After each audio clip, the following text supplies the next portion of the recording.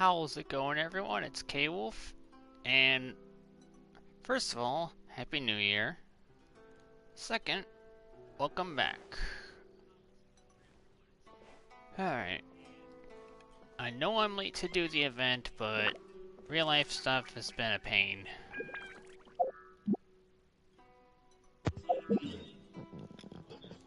Yo, I'm just here. I'm just listening. Mm.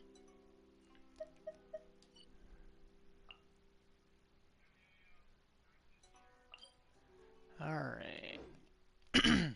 Let's get this started.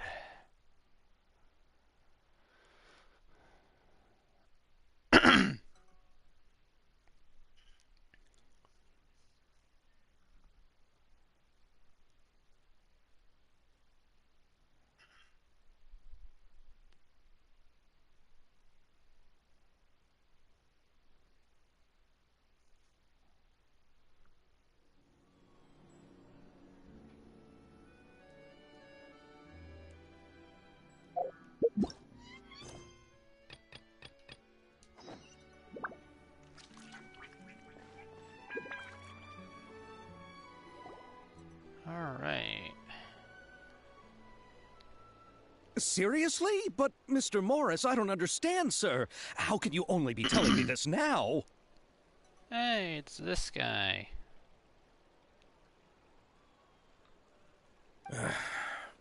I'm afraid that there's nothing really I can do. I'm really facing a crisis. My hands are tied. Oh, come on, computer. Just let me see the stream. Never mind. But what about my film? Well, I'm afraid you'll have to come up with something on your own. Take it from me. Sometimes you just have to let things go. Same goes for this film festival. I wonder what's going on. Oh.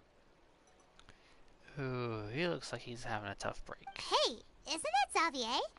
So he's back in Fontaine now. Xavier? That's how you pronounce his name? Really? Huh.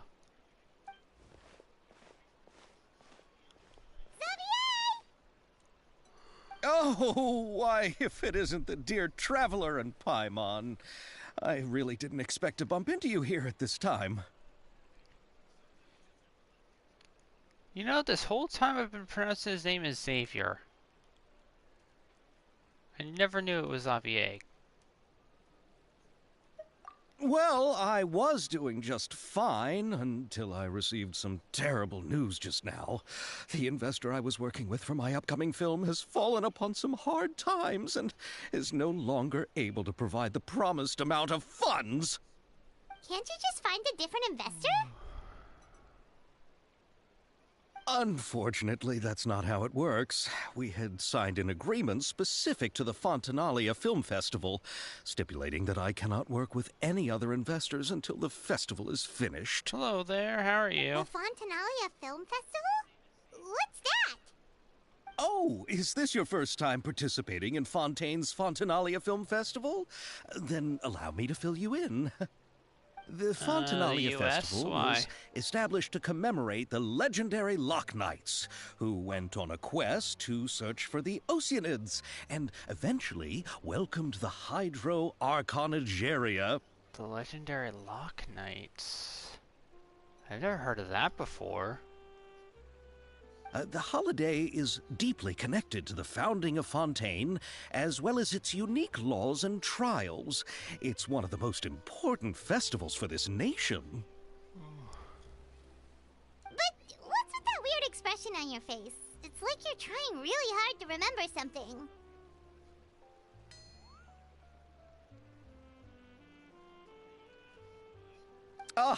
I was just trying to recall the exact description from the books, in order to avoid any unnecessary arguments over semantics. I usually try to recite things straight from the source.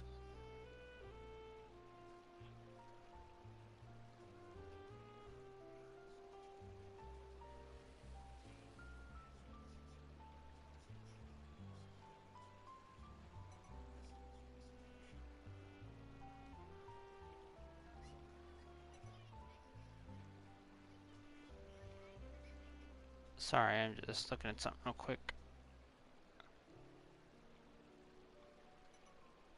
Well, either way, Paimon thinks she gets it now. It's just like the Windbloom Festival in Mondstadt, and the Lantern Rite in Liyue. Yeah, that is a good point. Seems just as important. Yes, those are festivals of a similar variety. Who doesn't like a good festival? And just like those of other nations, Fontaine will hold a plethora of events around this time each year.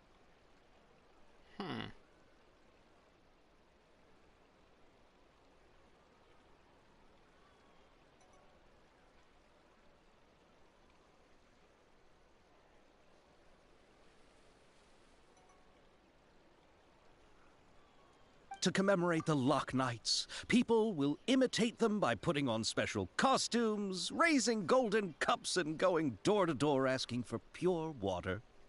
But a few years ago, Lady Farina started to find the whole idea a little drab, and so decided to change the part about pure water to sweets. Really doesn't surprise Paimon at all. The whole thing seems more akin to a carnival now, and it's quite popular among the kids. Every year you can hear a bunch of them saying, "Trial or treat." Oh,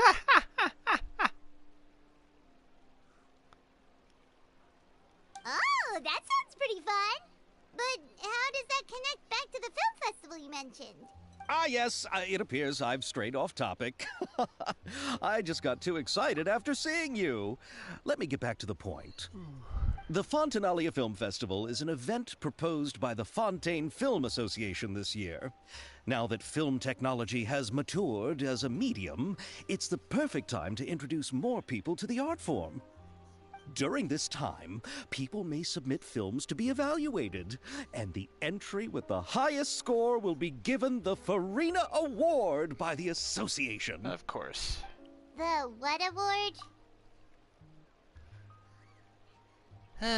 Of course she's so full of herself. The Farina Award.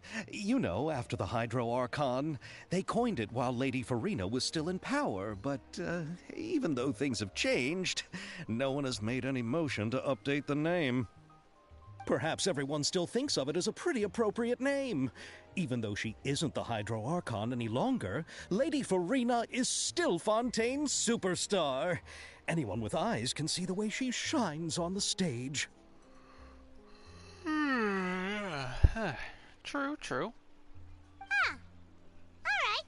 Guess the name does work pretty well when you put it that way.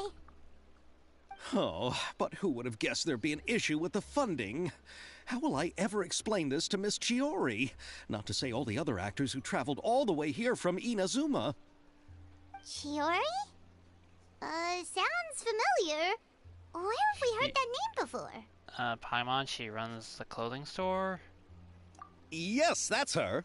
I asked her to oversee the event's art direction, including the design of the actors' costumes and appearances. Oh, Paimon remembers now! Navia said that her clothes were designed by Chiori, and Kirara's outfit too! How to describe her? Well, she tends to be pretty direct and can be very forceful when it comes to dealing with people. The fashion world in Fontaine has dubbed her the Thundering Seamstress. Her remarkable designs have led many Fontainians to become very interested in Inazuma. Anyway, Chiori is acquainted with all the actors I've invited from Inazuma. Without her help, I don't think I would have been able to get such an international cast for the film. She really is a kind soul. Who are the actors from Inazuma? Do we know them? I have a feeling we do, Paimon. Why don't the two of you accompany me to the Aquabus station to welcome them? Judging from the time, the Aquabus should be arriving shortly. Chiori will be waiting to meet me there as well. Crack of muskets breaking the silence. Ooh.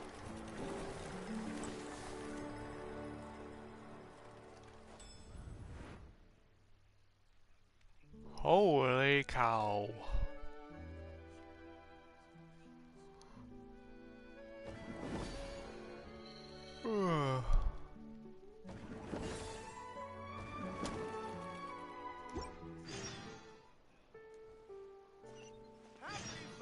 Valley Festival.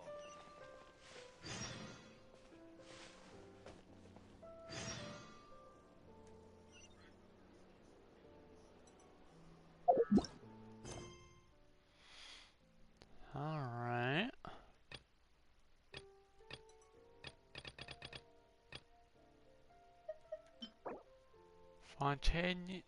Fontanelia Moose.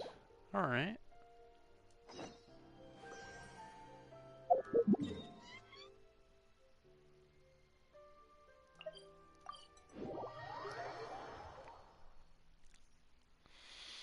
After I do this event, I can finally put my commissions back in Fontaine.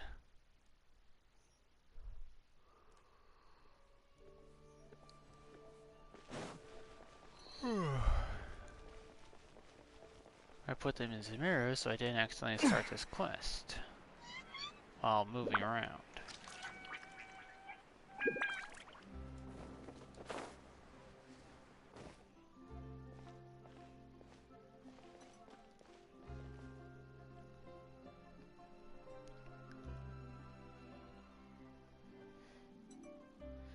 Oh my god, look at those shoes.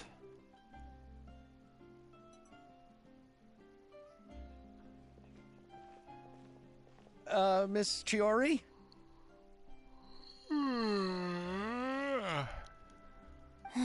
Your talk with the investor sure went fast. The Aqua Bus hasn't even arrived yet. I'm gonna say I loved her design.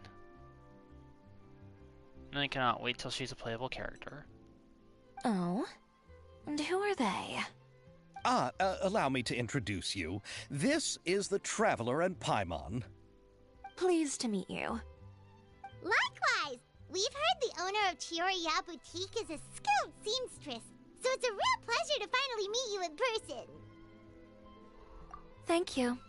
I just wanted to make sure she wouldn't always look like a cat that had been unceremoniously dropped in a bucket of paint. Now I want to know what the option for Navia would be. I'm gonna have to look that up later. So tell me, what happened?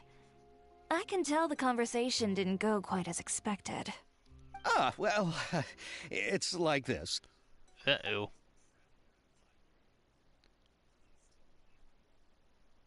Ugh. I know, Chiori, you don't have to say it.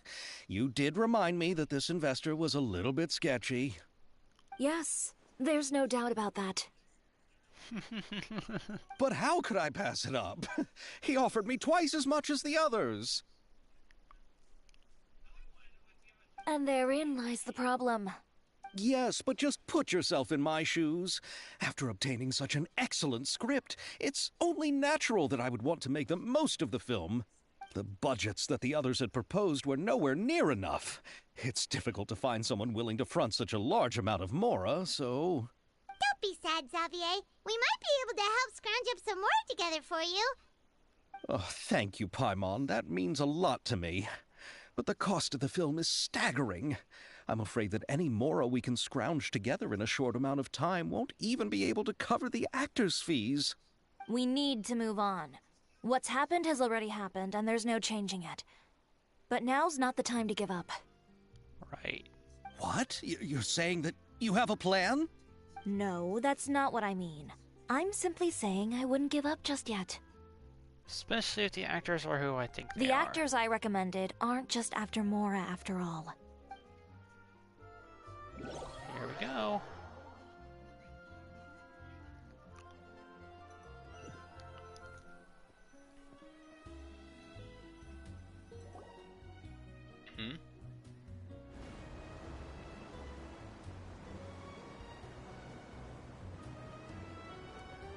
Oh, gee, I wonder who those And are. where do you live?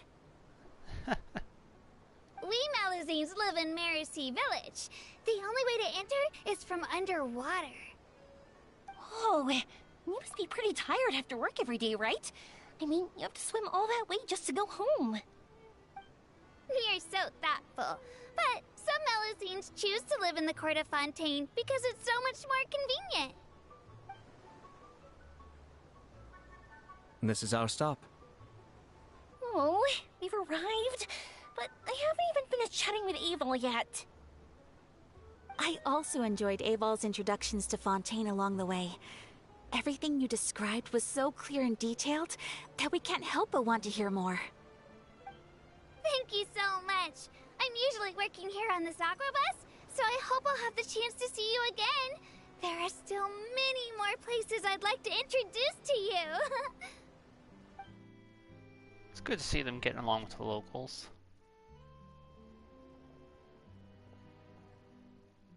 Welcome to the court of Fontaine. Chiori, you sure have changed a lot. This is the first time we've seen you since you left Inazuma. I haven't realized it's been so long. I was in such a rush when I left that I didn't even get to say goodbye. Thank you for extending the invitation, Mr. Xavier. I'm looking forward to a fruitful trip here in Fontaine.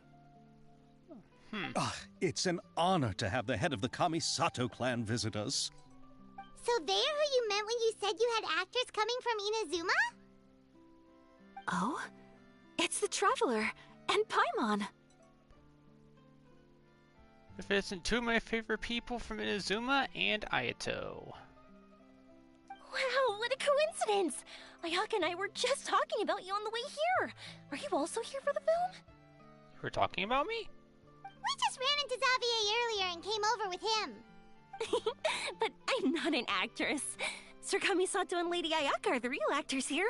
I'm just tagging along with Ayaka to have a good time together. I thought I would always get the lead role. About that, I mean, how was I supposed to contact you when I was making preparations for the film? I figured you were probably busy, and I didn't want to disturb you. So I could only keep you in the back of my mind while I sought other actors to play the lead roles in the film. That's good. I don't prefer the spotlight.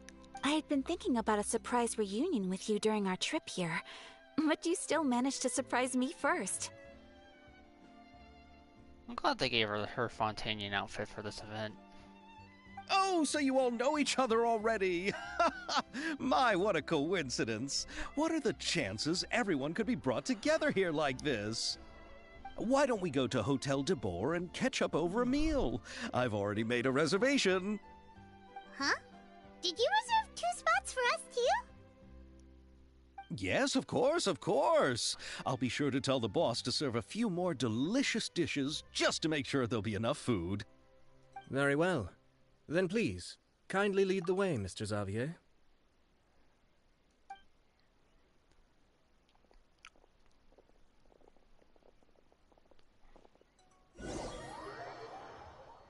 You better reserve like 10 more dishes just for Paimon.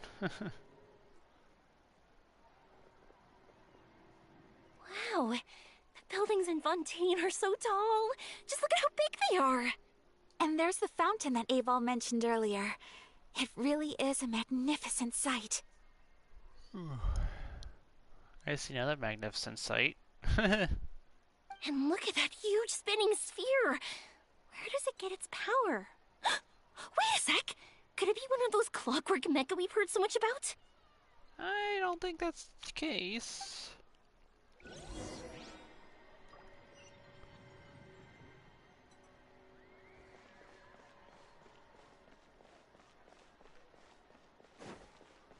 Alright.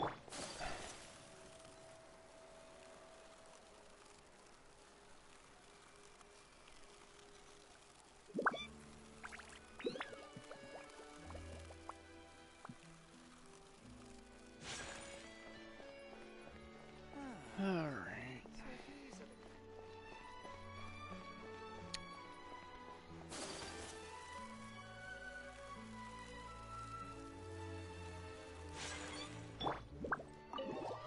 I really should have worked on my UME a bit more. I haven't really worked on it in a while.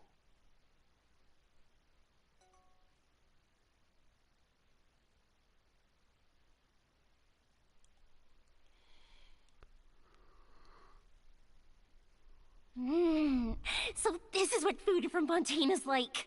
It sure is different from what we have in Inazuma. How should I describe it? It seems like you have to go through a lot more steps to make them. And the flavor has many layers too. Huh, there's 2 more empty spots. Yes.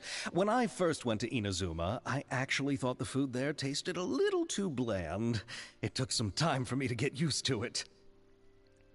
Let's get back to the purpose of this trip for a moment, shall we? How have preparations for the film been coming along, Mr. Xavier?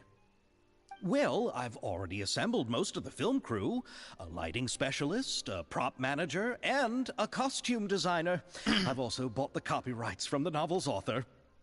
Oh, it's called The Two Musketeers, right? I read the script you sent me on the way here.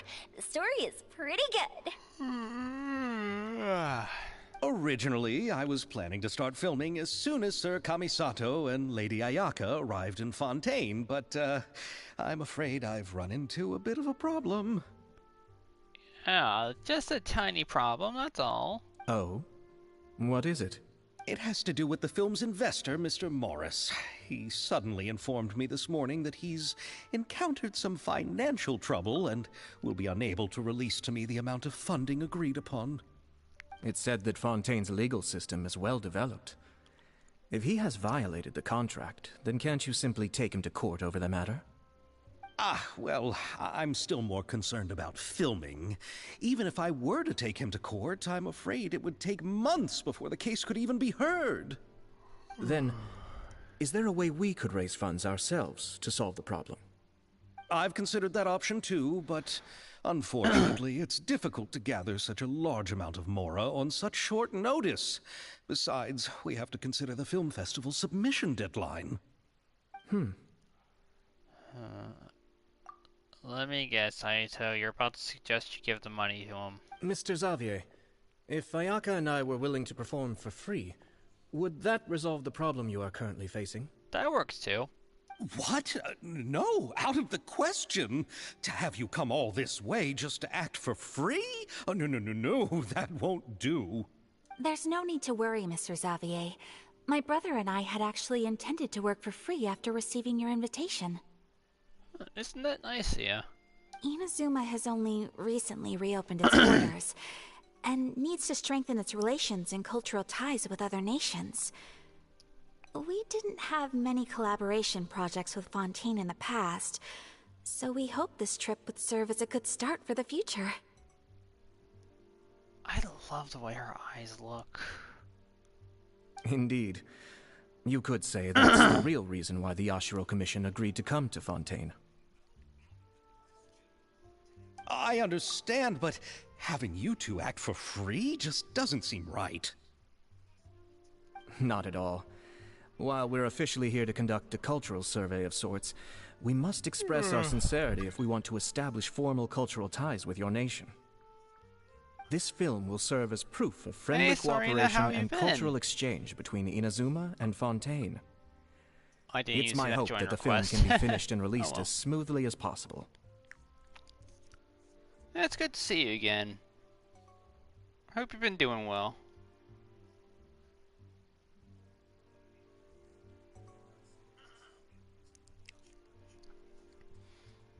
Yeah, I'm insane too, don't worry about it. If you still don't feel comfortable with this arrangement, I would also be more than happy to be introduced to some other renowned individuals in Fontaine's literary and artistic circles. I'm sick of being so tired. All right, I'll do as you say. Thank you so much.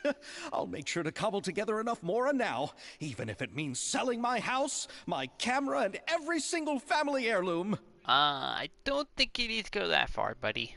Come on now, no need to go that far. I'll also help you out as a brand sponsor. Me too. Even though I didn't bring much more to spend on this trip, it's still better than nothing. You are too kind, all of you. I really don't know how to...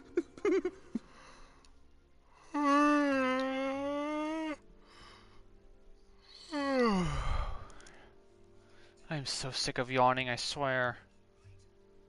Ew. Alright, enough about that. Now that we have Xavier's savings, my support, and 2 leads who are willing to act for free, I think we will be able to I make still this can't happen. believe his name is pronounced Xavier. So, instead of Mora, you'll help with filming and production. Oh, but how can we help with that? We don't know much about making a film.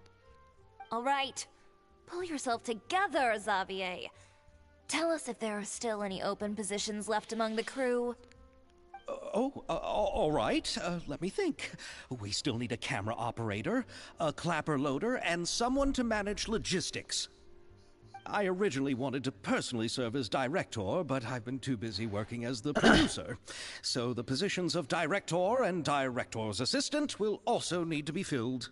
We know someone who Paimon might knows have what some the director and the experience. logistics support person do, but what's a clapper loader?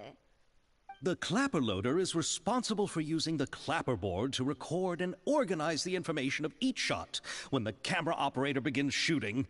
The work requires both patience and careful attention to detail. A clapperboard? Oh, you mean the thing they hold that goes clap whenever they start filming? Yes, that's right. Are you interested in that job? For sure! Paimon's always wanted to try that. Of course you All have. right, then you'll be our clapper loader. I can find someone from the store to help with logistics. What do you think, Xavier? Well, fine by me. As for our camera operator, I was thinking of letting the Traveler take the role. Oh, he's great when it comes to using a camera. Paimon can't even count how many things we've taken photos of during our journey. Yes, that's also what I was thinking. I noticed the Traveler had an eye for photography and composition when we worked together previously. I'm sure that's due to the traveler's journey across Devat and all the places they've seen. After so many adventures, using a camera must be second nature by now. What do you say, Traveler? Are you interested in the job? Lights, camera, action. Thank you. It really means a lot to me. Come on, friend. Let me give you a big warm hug. I think I'm good. So all that's left for us to find is a director and an assistant. Oh, me. I want to be the director's assistant. All we need to do is help the director, right? I can handle that. All right, then all we need is a director. Oh, all the well-known directors in Fontaine are probably also busy working on their own films these days. I'm not sure who will have time to help. Oh, Farina helped out a theater troupe recently by serving as an artistic consultant. She could be a good director, right? Besides, it's not like she has anything else to do right now.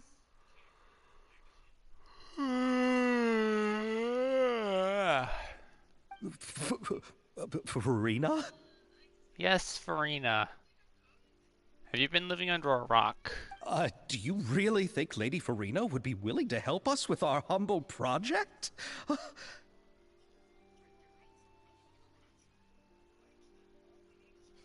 Frosty Fest? Isn't that the name of Fontaine's Hydro Archon? My brother has already informed me about what happened here in Fontaine. Yep, that's her. She helped out a theater troupe not too long ago, and now she's taking up work as a director. Well,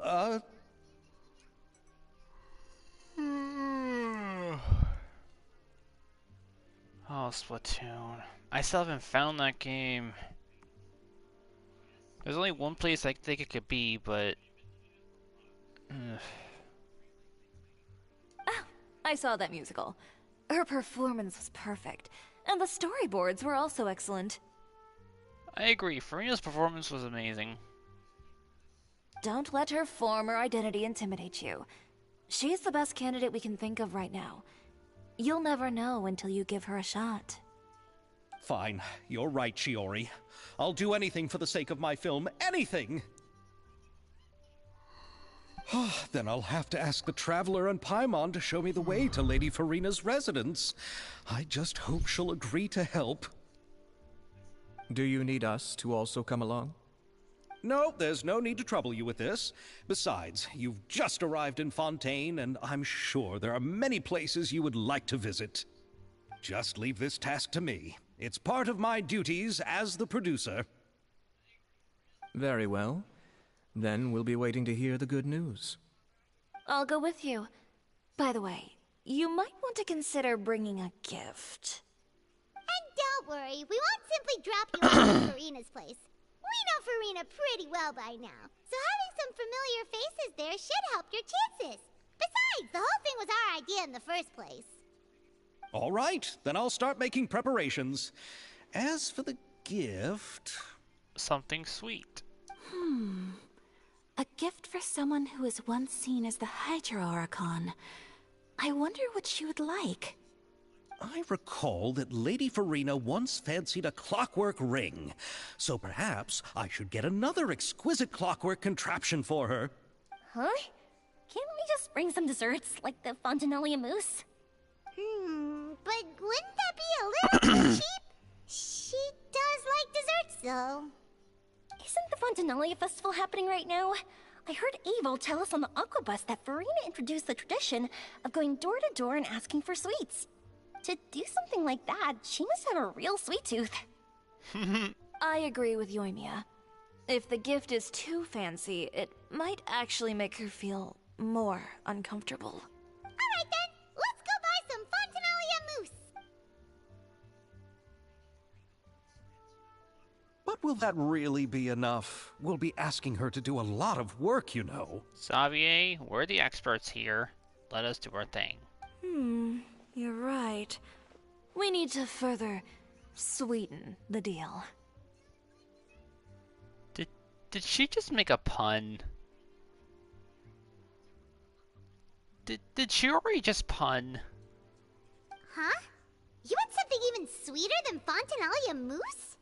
Yes, we'll need a gift that's sweeter than any dessert in the world. But what could that Your words of praise. I think we can manage that.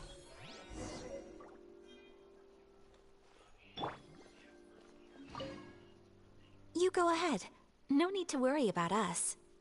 Oh, I hope Farina will like the gifts we prepared. Oh, and if you still think we should get something else for her, just let me know. I should be able to make some fireworks.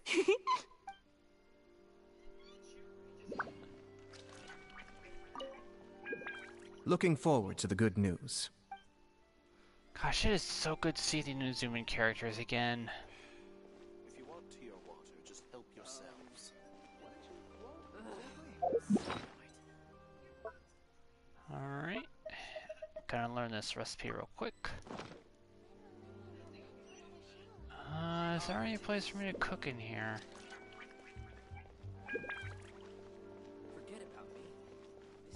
Probably not.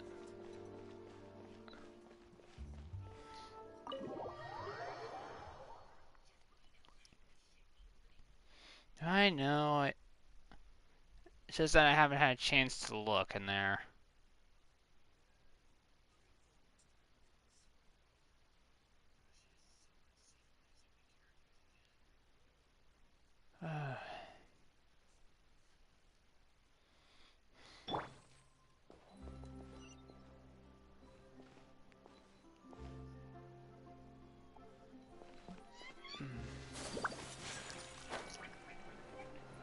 Will I still get those free items, even if I didn't log in during that time?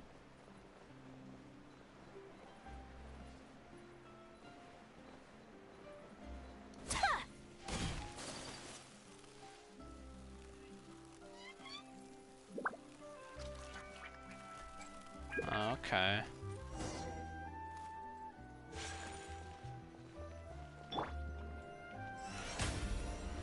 Farina. We're here! This is where Farina lives. Okay, I'll go knock on the door.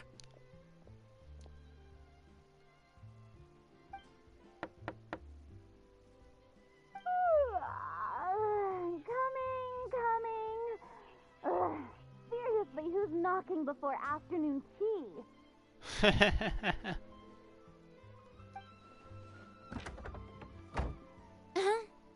Who are you? Lady Farina, please allow me to introduce myself. I am Xavier, a film director. Hello. Oh, is that the Traveler in Paimon I see behind you? And who's this? I'm Chiori. Ah, the one from Chioria Boutique. Hello, hello. So, what are you all doing here? Do you need something? Yes, we do. Did you just get up, Farina? It's already past noon, you know. Paimon, I didn't get up until past noon today too, so zip it. Huh? Oh, Paimon means the weather is so nice in the afternoon and the sun is so warm. Just like how you make us feel. Sleeping in late is a really smart idea.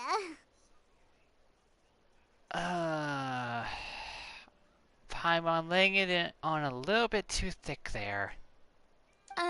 No. I was just up late last night reading some novels. What does sleeping in have to do with the weather? Please ignore Paimon. This is a small gift we've prepared for you, Lady Farina. We hope you like it. No need to be so formal. I'm just a regular person like everyone else now. Oh, is this Fontinalia mousse? It's one of my favorites. That's great! So, actually, there's something we need your help with. Given your renowned passion and understanding of drama, I would like to ask that you serve as the director of our film crew. Oh, but didn't you just say that you're a director? Yes, but for this particular project, I'm mainly working as a producer. Besides, I'm sure that your understanding of the performing arts far surpasses my own, Lady Farina. Are the Traveler and Paimon also part of the film crew? Yes, we are. Yep, we sure are. Paimon's the clapper loader and he's the camera operator. Camera operator? That can be a pretty technical job, and it directly affects the final quality of the film. Are you really up to it? You want some proof of it, Farina? I can show ya. No, I'm not questioning your abilities. It's just that I've never really seen you use a camera before. Maybe you can come up with a test for the Traveler and see for yourself. It's alright. Hopefully I can find my spittoon soon. If he can satisfy you with his camera skills, then you'd have nothing to worry about and can join the team. What do you say? You sure are getting better at rolling with the situation, Paimon. Oh, I do wish to see how skilled the Traveler really is with a camera. Alright, how about this? We'll work with what we have. I'll give you some scenarios and see if your work is up to my standards. Get your head out of the gutter, Kevin. Very good. It's essential for the camera operator to understand the director's vision. I'll make my decision after seeing your work. Are you ready? I have high standards, you know. Oh, believe me, Farina, I'm ready. Okay, grab the camera and I'll give you a scenario.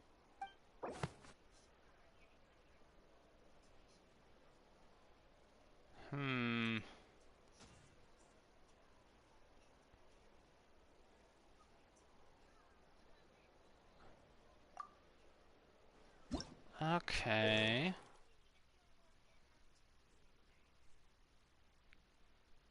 I keep forgetting this locker is a thing. uh...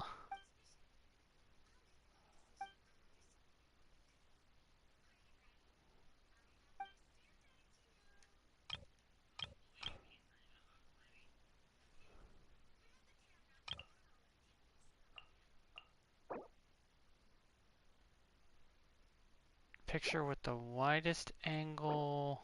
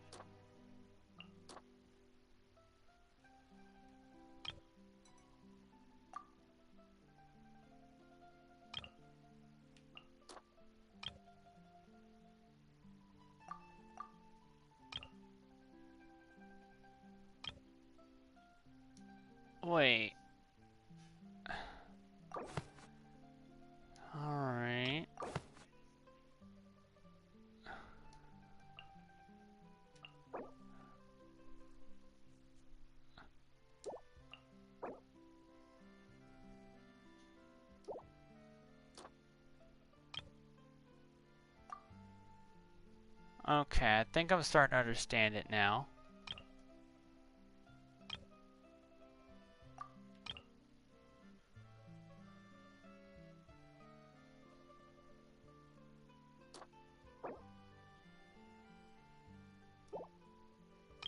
Alright.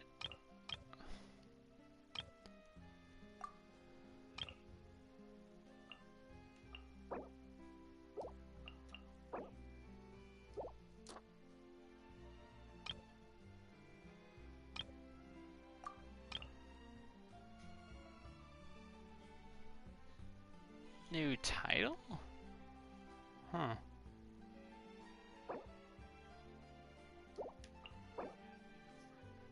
Let's see here.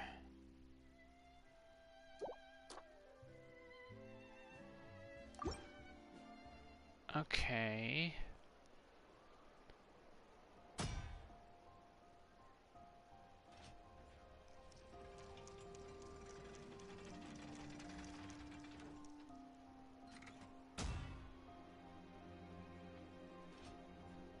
Okay, so I don't actually have to take the pictures.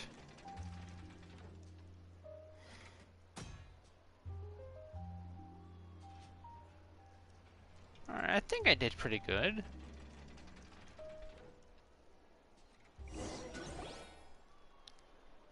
Oh, it appears that you have more skill than I thought.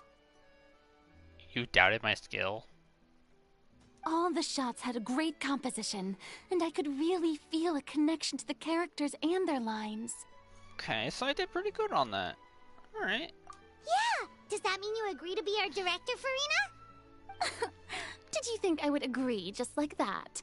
After our performance of the Little Oceanid, I've begun to make a name for myself again, you know.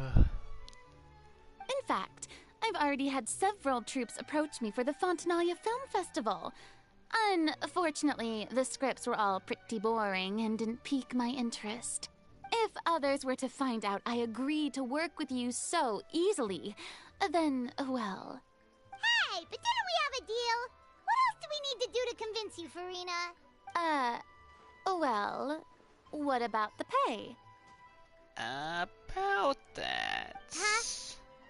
You know, how much you're willing to pay me to be the director?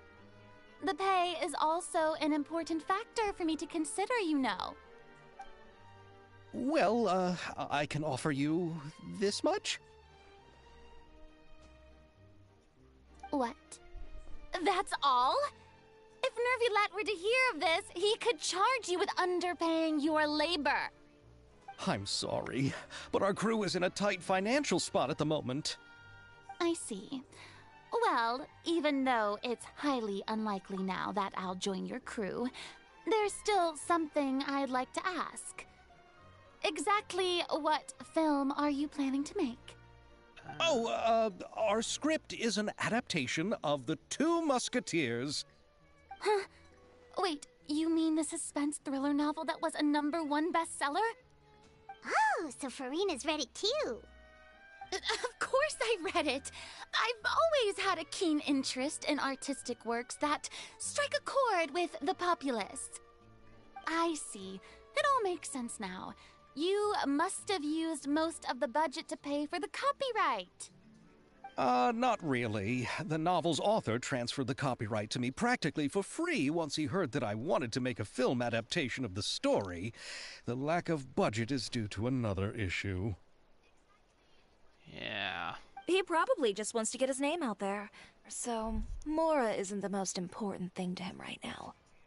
It reminds me of a delivery courier who wears one of my designs while traveling all across Teyvat. I didn't charge her much for the outfit either. The exposure she provides for my brand is well worth it. So, are you a big fan of this story, Farina? Well, it's alright. The pacing of the story is good, but the character relationships could use some work. When I was reading it before, I always felt like some things were left on a rather unsatisfactory note. I have high standards, you know. Ahem, Mr. Xavier, if hypothetically speaking, I agree to be the director, how much freedom would I have in terms of script revisions and creative interpretation? Oh, as much freedom as you would need. I wouldn't dare doubt the tastes of Fontaine's greatest star. Good. Then I'm free to alter the script as I see fit? Absolutely, no problem. We're counting on you, Director Farina. All right. It seems that your crew really can't go on without my care and direction. Yeah, that's totally it. So, you agree? Yes, I agree. Although the pay is well below what someone of my caliber deserves. A great script calls for a great director. I mustn't let a perfectly good story be ruined due to lack of funds. If you have fine cheese and bread, you wouldn't just let it sit on the counter and get moldy just because you lack an oven, right? Weird analogy, but thank you, Farina. Oh, Hydro Archon above! I'm not dreaming, am I? Somebody pinch me. Paimon, that's your cue. There's no more Hydro Archon, you know. And it's still a little early to celebrate. There's a lot that goes into shooting a film.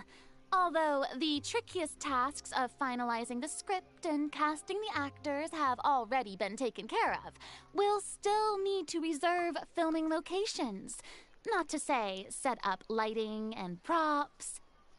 And by the way, since we'll be filming The Two Musketeers, we'll need to find an action choreographer.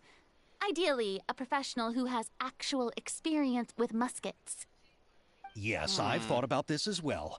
I was hoping that you might know someone who could handle the job. Me? If this was before, I could have simply asked Glorand. But it's already been some time since I last talked to her. Navia can also use firearms, but unfortunately, her style is quite different from that of the characters in the story. Yeah, I noticed. Could we ask the Special Security and Surveillance Patrol? Oh, you mean the Special Patrol's Musketeers? Yes, that's right. Oh. They work with muskets every day. I can't think of anyone more qualified than them. They would be under Nervilette's jurisdiction.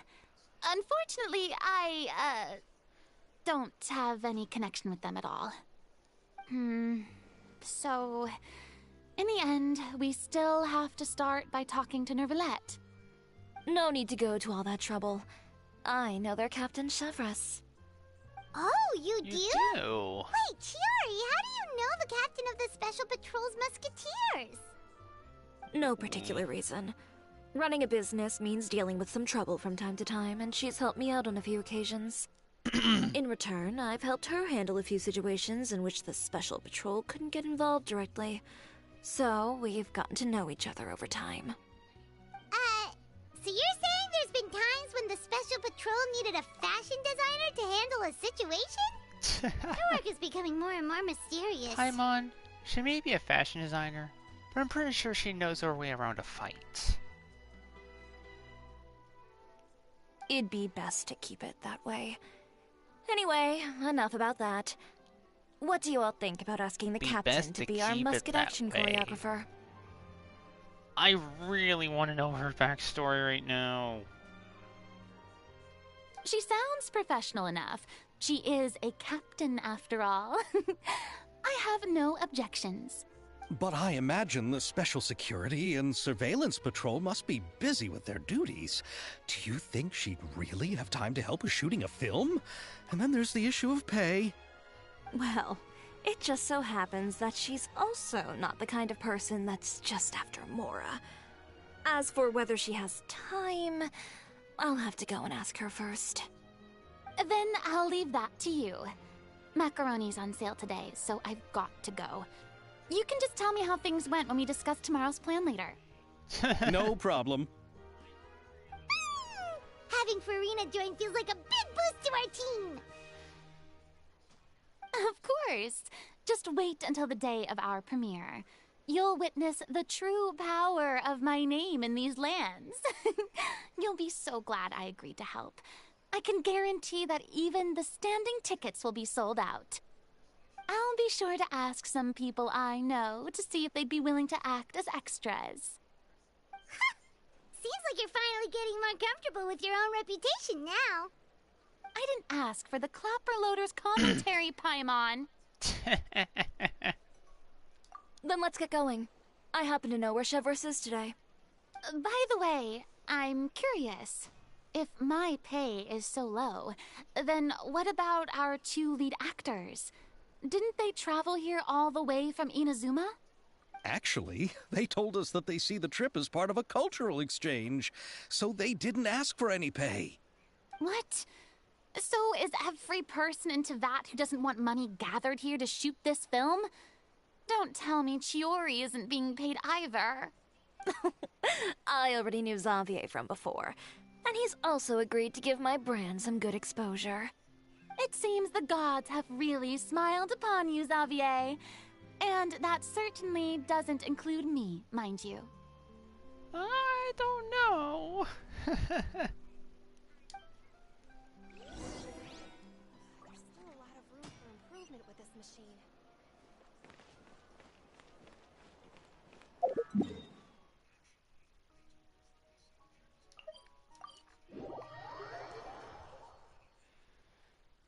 All right.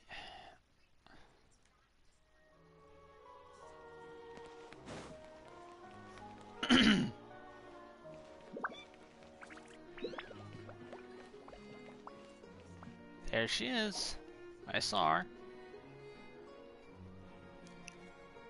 All right, this is the place. But where's the captain? There's hardly anyone around here. Paimon, even I saw her. She's over there. The one with an eye patch reading in front of the newsstand. Oh, her! Paimon could tell there was something different about her. She seems kinda intimidating.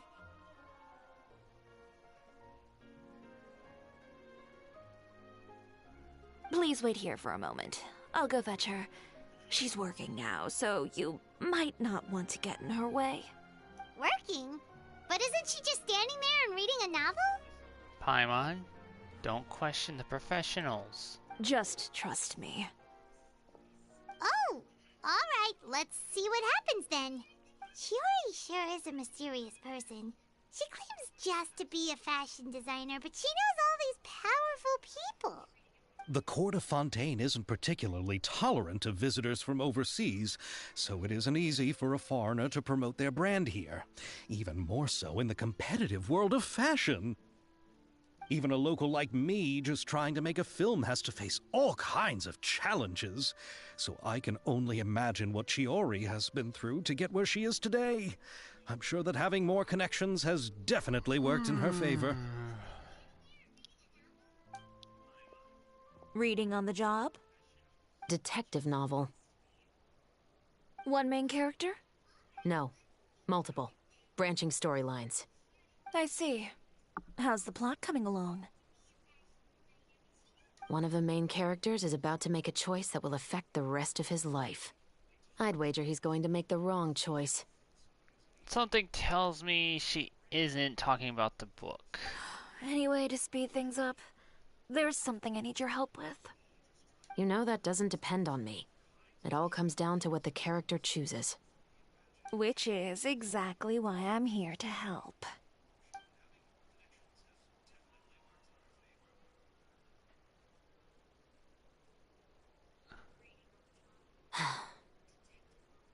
And here we go. All right. It appears he made the wrong choice in the end. Halt!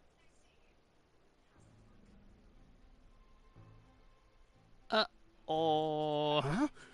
What's going on? Hand over whatever you're holding. Oh, it's just a book. I didn't buy anything else. Then I'm sure you wouldn't mind letting me have a look. Excuse me, officer. I don't mind you standing around here, not purchasing anything, but I'd prefer if you didn't disturb my customers. It's bad for business, you know. Don't give me that act. You won't be able to get off so easily either. Oh, she mad. I am Chevraz, captain of Fontaine's Special Security and Surveillance Patrol. I will say this one last time. Hand over whatever you're holding at once. Don't try to run. And before you do anything unwise, let me remind you that I'll have you on the ground before you can even think about making a run for it. All right. I'll give it to you. But please let me say something first. If there's any contraband in that book, then the shopkeeper here is the one who slipped it in. I don't have anything to do with this. Why, you trying to leave me on the hook, huh? You were the one who said you wanted it. Save it for the interrogation room. Take them away, Letelier. Huh. Ooh, they busted. What's going on here? 1 second you're reading a book and the next you're escorting people away. And who are... Oh! Aren't you the traveler who's been all over the papers recently? Chiori, I'm assuming what you wanted to ask me about has to do with them, right? Maybe I can let you in on what's happening then. I love her look.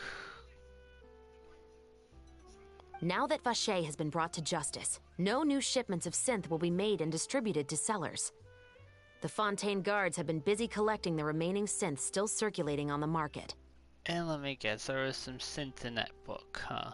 Thanks to a tip from our reliable source here, this should be the very last batch. How is everything?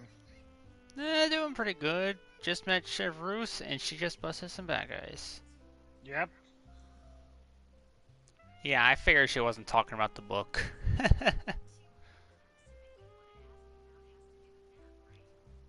Oh, new earring? Nice. Oh, so you were pretending to read a book in order to catch the bad guys. Oh, Paimon almost forgot to introduce ourselves. Paimon is Paimon, and this is the Traveler and Xavier. Hey, I'm Chevraz. You probably already heard me introduce myself, so I won't bother repeating it. I have a feeling I know why you didn't just arrest them. Yeah. Why didn't you make a move as soon as you had the See if chance? they do something stupid. Were you worried Which that my they did. intel wasn't accurate?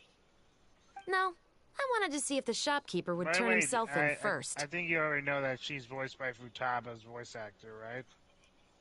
I think you told me. Yeah. Pretty sure I did. Yeah. If there's anything Futaba related, you would know. All he had to do was come up to me and say that he didn't know where the synth had come from. If he did that, then I wouldn't have had to press charges on him.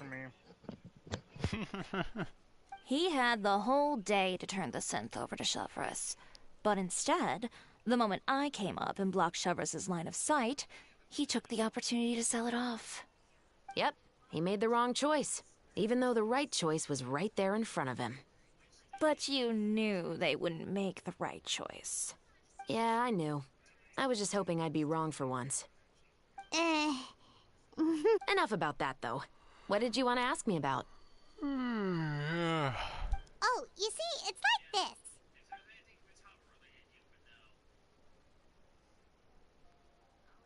The Two Musketeers. You certainly have a good eye for a story. So what do you need me to do? Just be the action choreographer for the actors? Yes, that's right. I want to make sure we get all the details right. I want the actor's posture and understanding of firearms to be as realistic as possible. However, I'm afraid this work will require a bit of your time, since you'll have to be present whenever we're filming. Also, as for the pay... No need to say any more. I'll join. Huh? Just like that? Don't underestimate Chiori's judgment. What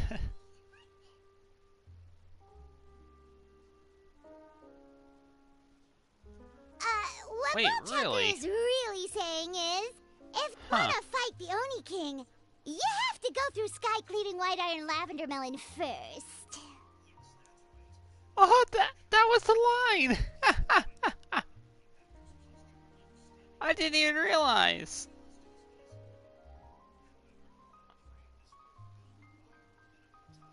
Oh, I need to listen to that again. Hold on. Once stream catches up, I can listen to it.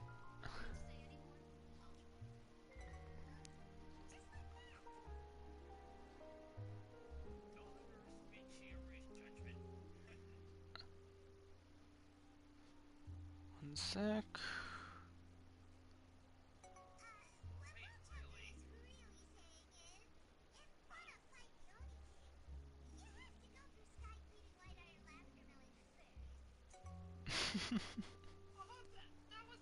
Oh gosh. I was so glad I saw that post a few days ago, otherwise I would have completely missed that line. Really? You're willing to help us with our humble film project? Sure, it's no big deal. As I said, we've wrapped up our investigation here, so I don't have any other tasks on my plate for the moment. Besides, I personally really like this novel. I even have the collector's edition at home. Stories where justice prevails over evil never get old for me. She seems like a fan. Then we've got a deal? Yes, I'll see you on set tomorrow. I do want to know what's up with the eye patch, though. Yeah, we'll learn more about her when she comes out as a character. Oh my! I can hardly believe it! I should tell Lady Farina immediately. Oh, and I must tell the prop manager and lighting technician to get everything ready. We start filming tomorrow!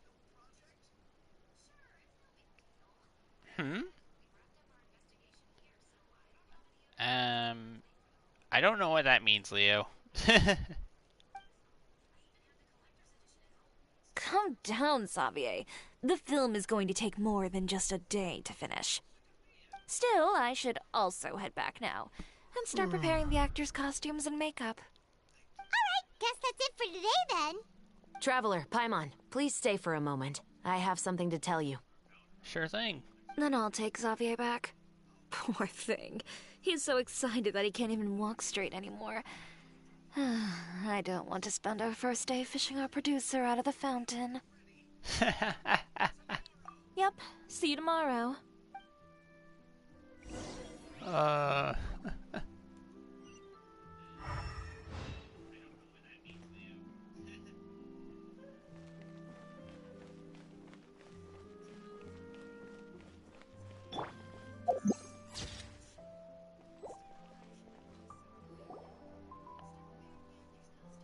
So what did you want to tell us, Chevres? Have you read The Two Musketeers? I haven't had a chance to read it yet, no. The story is about a pair of children born into the household of a baron, and their struggle to survive together and take revenge for their mother. Oh. They were raised at the baron's estate, where their mother worked as a maid. The two were illegitimate children that the baron had with the maid, so they were never treated well by anyone. Ooh.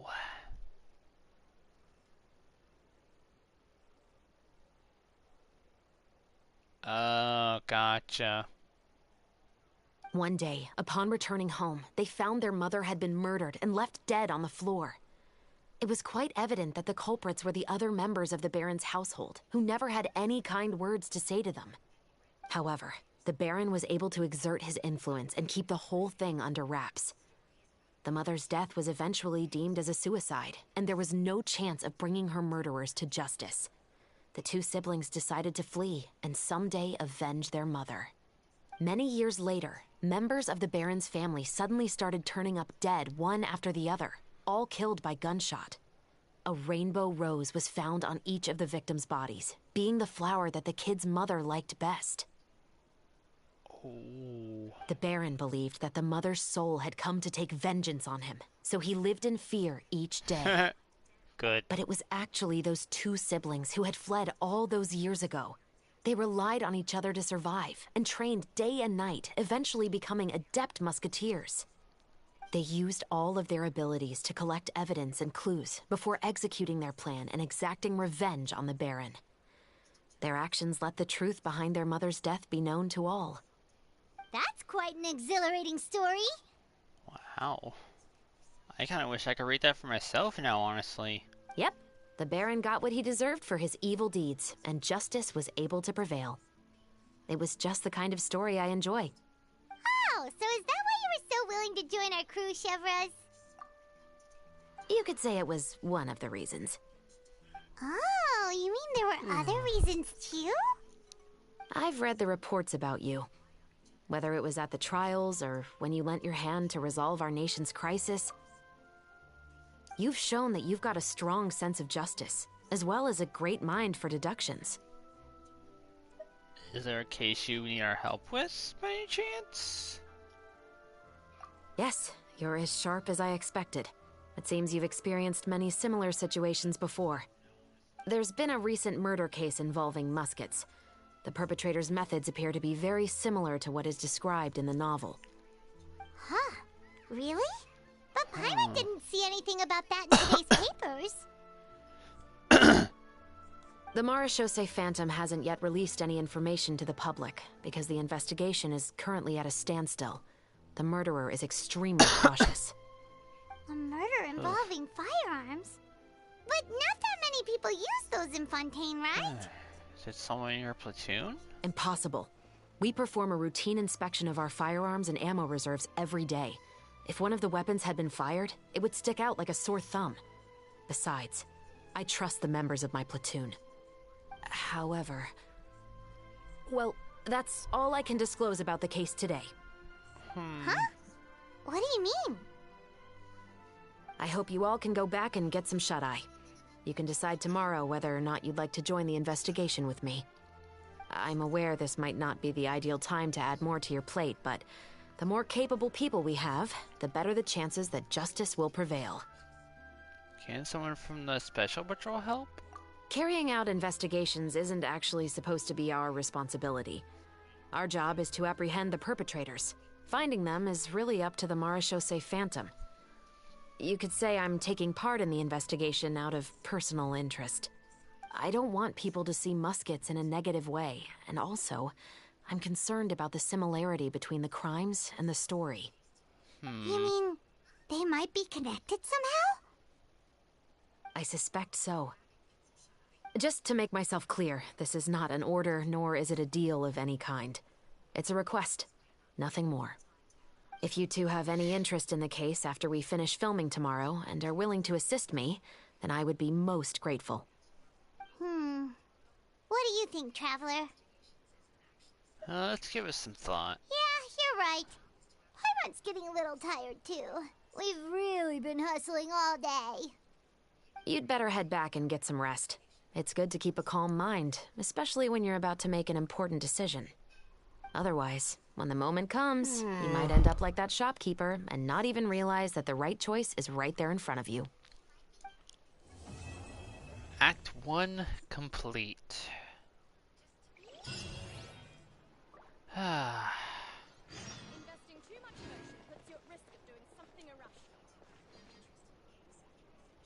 Took a little bit over an hour for part 1, jeez.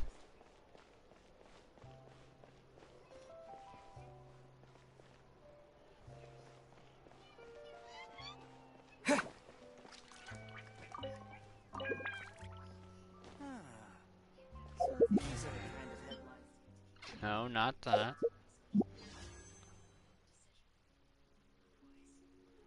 Alright. No, I didn't mean to do that. So between 8 and 10.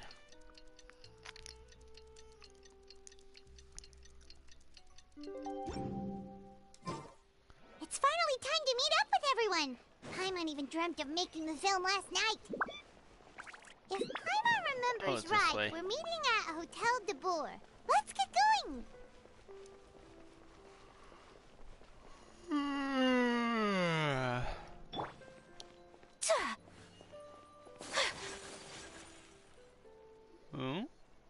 Ayaka, Ymira, you're already here. Good morning. Xavier said yesterday afternoon went well. Why did we come from the Steambird? Yeah, and how about you, Ayaka? What were you up to yesterday? After we split up, Ayato went to see Udex Nervillette at the Palais Mermonia. Oh. So the most important Hydra user here of Inazuma went to meet the most important Hydra user of Fontaine. I was originally thinking of going with him, but he said he could manage it himself. He told me to go see the sights around Fontaine and to enjoy the local culture. So I rode the aqua bus with Yoimiya and visited the opera house on Aranias Island. Yeah, you wouldn't believe what we saw there! 2 mechanical puppets that were dancing together! You've already seen them, right? The Dirge of Copelia and the Nemesis of Coppelius. Yeah, those two! Amazing, aren't they? Yeah, they're amazing. Unless you have to fight them. We sat and watched for quite a while. It was mesmerizing. Like we could keep watching them forever. Oh, it was the same for us the first time we saw them, too. Mm-hmm. Afterwards, we went swimming at the beach. Well, diving, to be exact. It was the first time I ever breathed underwater.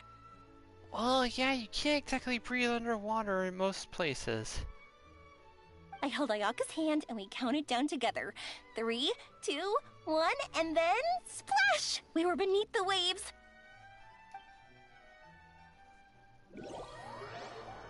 Oh?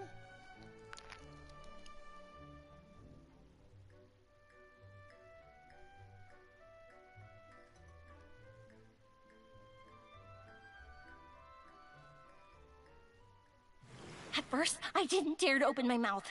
But once I couldn't hold my breath any longer, I decided to take a big breath in. Turns out the water wasn't as salty as I imagined. It didn't really taste like anything at all.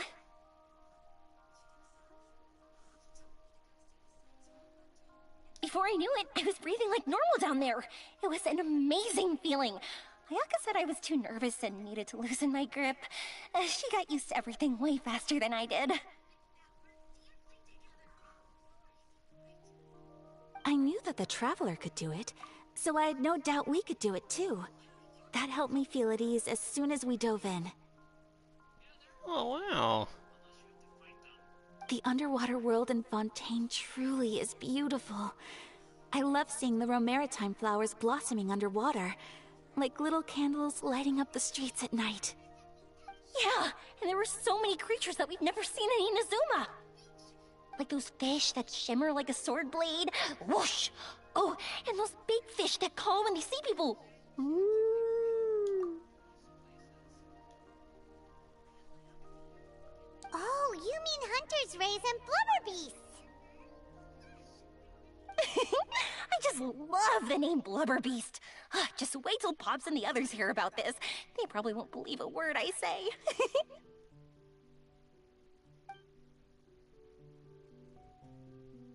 That looks like it'd make a good wallpaper.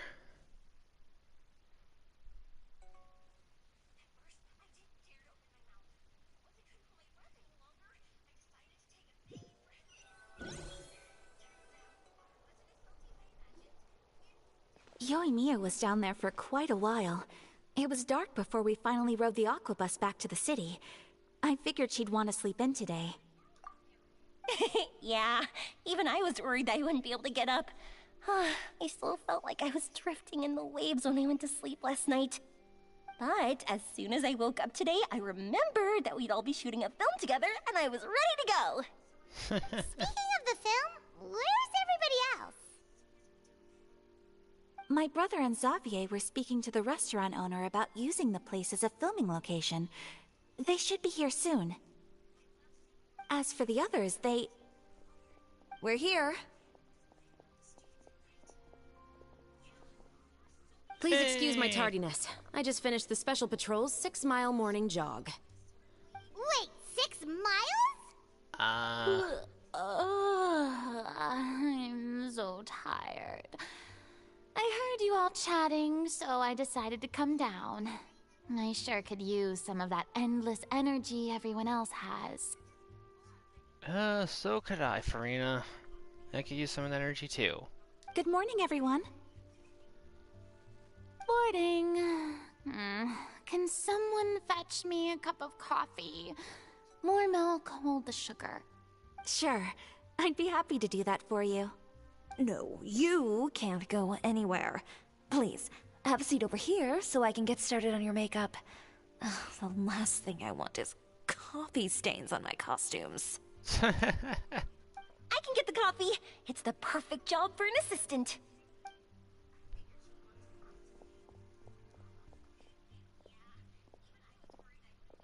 So much energy.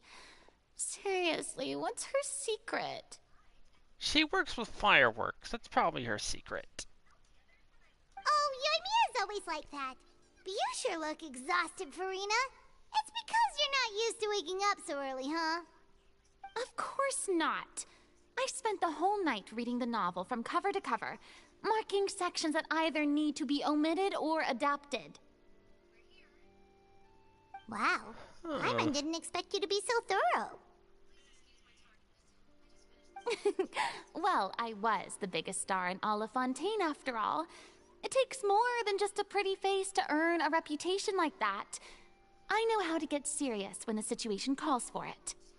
I went all out when I was acting as an Archon, so why wouldn't I do the same for my own life? Here's your coffee, Director Farina.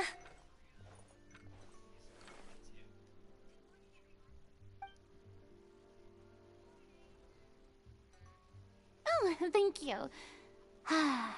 The sound of being called director and the aroma of coffee feels almost as refreshing as hearing the birds chirping in the morning. Ah, it seems everyone has managed to arrive on time. We've reached an agreement with the restaurant owner. We are free to use the second floor to shoot our film. Really? That's great! He is really looking forward to our film, and hopes that providing his restaurant as a filming location will attract more customers. Well then, Mr. Xavier, I'll leave the rest to you. Okay, thanks. First, I'd like to introduce our new members. This is our prop manager, Veronique. She'll be in charge of all the film's props and items. And this is Bonneau, our lighting technician. He'll be in charge of lighting and illumination to set up each scene's atmosphere. All right. Sure feels like we have some real professionals joining the crew now. First of all, please allow me to first express my sincerest gratitude to everyone in the crew. When my investor informed me yesterday that he wouldn't be able to provide the funds, I really thought that this was the nail in the coffin for this film. I had no idea that I'd find so many people willing to help me on such short notice. Thank you. Thank you all from the bottom of my heart. No need to be so cordial, Mr. Xavier. We're all honored to be a part of this. Your works made a profound impression on me when I saw them back in Inazuma. I am sure that someday, this film will be remembered as a prime example of cultural exchange between Fontaine and Inazuma. Yes, the story is the reason I agreed to join. I can't bear to even imagine what this film would look like without the very best director. Anyway, I would like to make a promise to everyone that as the producer of this film, I'll do whatever I can to ensure that everything goes as smoothly as possible. This is not just my film. It also embodies the thoughts and feelings of every person here, as well as the endless effort we are about to pour into it. So, without further ado, the Two Musketeers will officially begin filming now! You may take it from here, Director Farina. All right. Listen up, everyone. The first scene takes place when the two young musketeers are living at the Baron's home, still unaware of all that is about to happen to them. We'll need props and lighting to set the scene. Our lead actors can go get their makeup done, and extras, please take this time to go over your positions. Whoa. Seems Farina's really kicking things into gear as the director. Is everyone clear? I don't want anyone traipsing around the set like umbrella finches. All right, cameras will start rolling as soon as the set is ready. Let's make a film that'll make some serious waves in Fontaine. Not the kind of waves that drown people. I mean, the good kind of waves. Seems like she's still a bit traumatized by that. You think? Anyway, let's go see if there's anything we can do to help.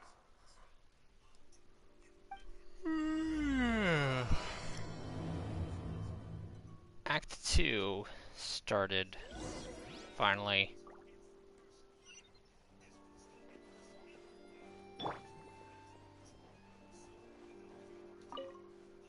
I don't need any help here. Why don't you try asking someone else? Thought I'd ask.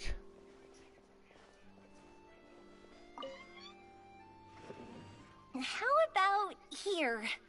A little more to the left. You got it. Hey, Mia, do you need a hand? No, I'm fine. You know, doing the lighting is kind of like designing a fireworks show. It's interesting to imagine what kind of atmosphere the lights will create. I heard that the Traveler will be operating the camera and Paimon will be the clapper loader, right? Those roles are just perfect for the two of you. Really? Is that because it'll be easy for Paimon to hold the clapperboard while flying? Well, sure, there's that, but that's not exactly what I meant. I just think that after all your journeys together, you two must have developed a super close bond and just naturally know how to work with each other. If I'm not mistaken, the director will want the cameras rolling as soon as the clapperboard goes clack. Oh, I see. It's amazing to see the magic behind filmmaking. Yoimiya, we need lights over there, too. Oh, on it! I've got to get back to work. Chat with you later. Oh, it's exciting to see so many people working together to bring the film to life. Seems like Yoimiya's really getting into it. Seriously, but she was where right. does she get that energy? We do have a super close bond, don't we? Of course we do, Paimon. Paimon's really happy to hear that.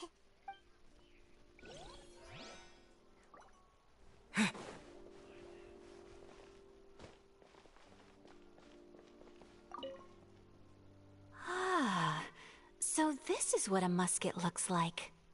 Not exactly.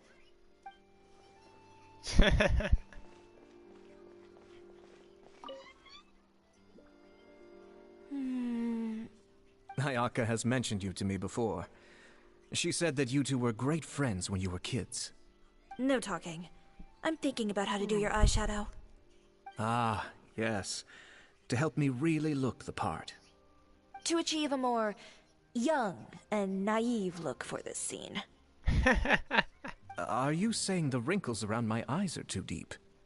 You just have too much of a calculating look in your eyes. You sure don't mince your words. It seems you really haven't changed much. Quiet. Okay, best not to interrupt that.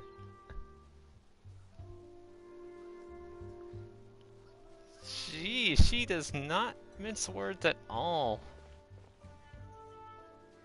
So, this is a real musket? No, it's just a prop weapon. Not bad. Have you seen a real musket before? Only in books and newspapers. I made this one based on the relative shape and proportions I saw in reference images. When we're filming, some special gunpowder will be applied around the muzzle, which will help create the flash and smoke effects of a real gun being fired. Which means it'll be up to the actors to portray the recoil. That's right.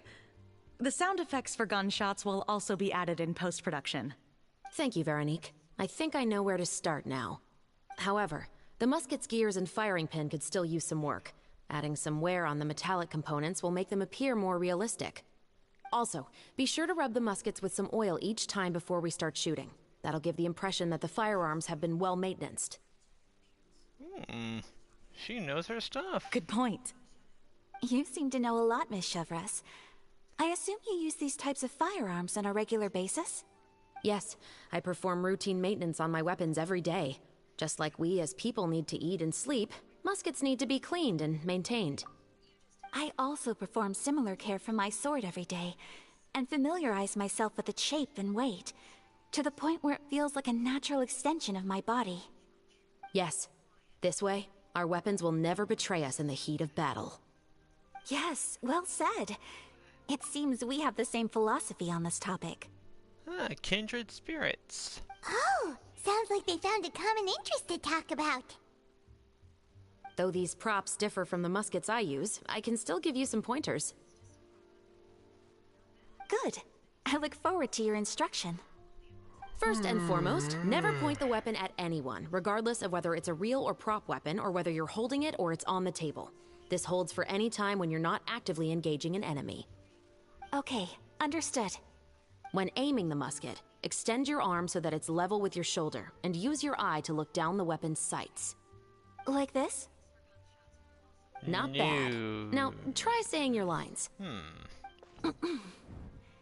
This is the end of the road for you. Good. Now turn your body a little. That way, you'll give your enemy less of a target to work with. And relax your shoulders. Here, allow me to demonstrate. This is the end of the road for you. Jeez. Huh. Excuse me, Miss Chiori. Director Farina, there's something I wish to discuss with you. Oh? What is it? Like this? Yes, much better. What do you think? I do see your point. But are you sure you wish to do this? I believe it would be most fitting. Well, if you insist. All right, I understand. Ayato, what are you up to this time? Miss Ayaka, Miss Chevres, could the two of you please come over here? Huh? What's going on? Are we gonna start filming now? Let's go see. What is it? I have a question for you, Miss Chevres. Would you be willing to play the role of a musketeer? What? To clarify, I would like to turn over my role to Miss Chevres. But brother... Don't worry, Ayaka. I actually view this as a good thing. I was becoming troubled trying to set aside some time to speak to the staff at the Palais Mermonia. I would like to have some conversations about the cultural exchange between our two countries, and I've heard that the bureaucratic process here can get rather complicated. Now, I will be able to focus on my work. Besides, you also know that I'm not really one for public performances. Are you really sure? From a director's point of view, I also felt like the relationship between the two musketeers in the original story could be improved. The older brother in the story plays the lead role with his overbearing character, but this causes his character to overshadow that of his sister, and the theme of the two supporting and relying on each other isn't conveyed very well. But if we were to change the siblings to two sisters of a similar age, then that aspect of the story might come through more clearly.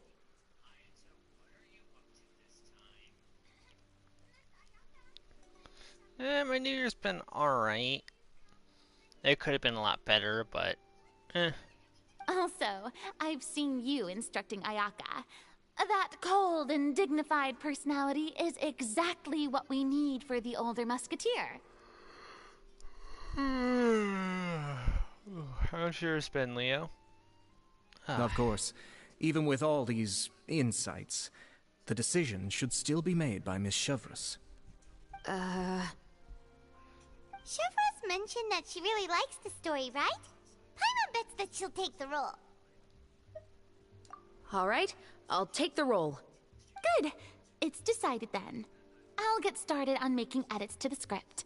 We'll also need to make some immediate adjustments to the lighting, props, and costumes. Oh, I have a feeling that our adaptation will be even better than the original story. You're doing a great favor for me, Miss Chevres. You have my gratitude. Don't mention it. I like this character, so if anything, I should be the one thanking you. Well, since my brother is the one who brought up the idea, I suppose there's no need to worry. Let's go, Miss Chevres. I look forward to working with you. Please, just call me Chevres.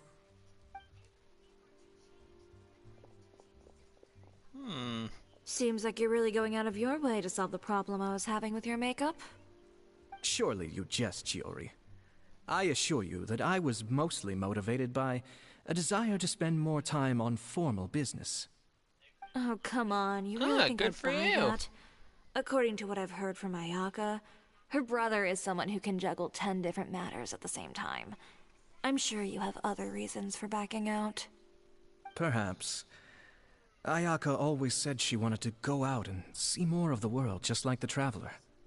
But I feel that she needs not only to see other nations, but also to make some different kinds of friends. I think it would be harder for her to make new connections with me constantly by her side. I would like to give her some space. Alright, go on. Spoil her some more. Ayato, it's too Alright. bad you're stepping down from Sounds the role. good. Paimon really wanted to see you act as a musketeer. No need to poke fun at me. I'd wager that you also felt that I wasn't the best candidate for the role. It's a little hard for Paimon to imagine you saying those lines. So, you're gonna go back to work now, huh? Yes. I've made an appointment to meet some people from the Palais Mermonia. Now, I will have some more time to prepare. Traveler, get the camera ready. Paimon, get the clapperboard. Actors to your positions. We're about to... Go on now. Oh. And please take Did good not mean to care of press that. Ayaka. Yep, don't worry. You can count on us, and good luck. Thank you. I look forward to seeing the film when it's finished. All right. Now that we're all here, let me help set the scene for everyone.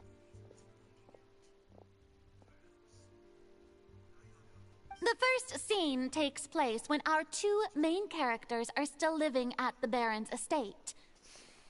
They've been ostracized and verbally abused by others in the household, but they still have no idea why. We want to capture how naive and innocent they are, despite their pain. Chevris will be playing the role of the older sister, Tulip, and Ayaka will be the younger sister, Iris. Be sure to get close-ups of the main characters at the right moment. Yes, ma'am. Silence on the set! Lights, camera, action! Let's go! Tulip, Mother's been out for quite a while now. Perhaps she went to pick some flowers on the way home. You know how she loves flowers. Iris, Tulip, I'm home.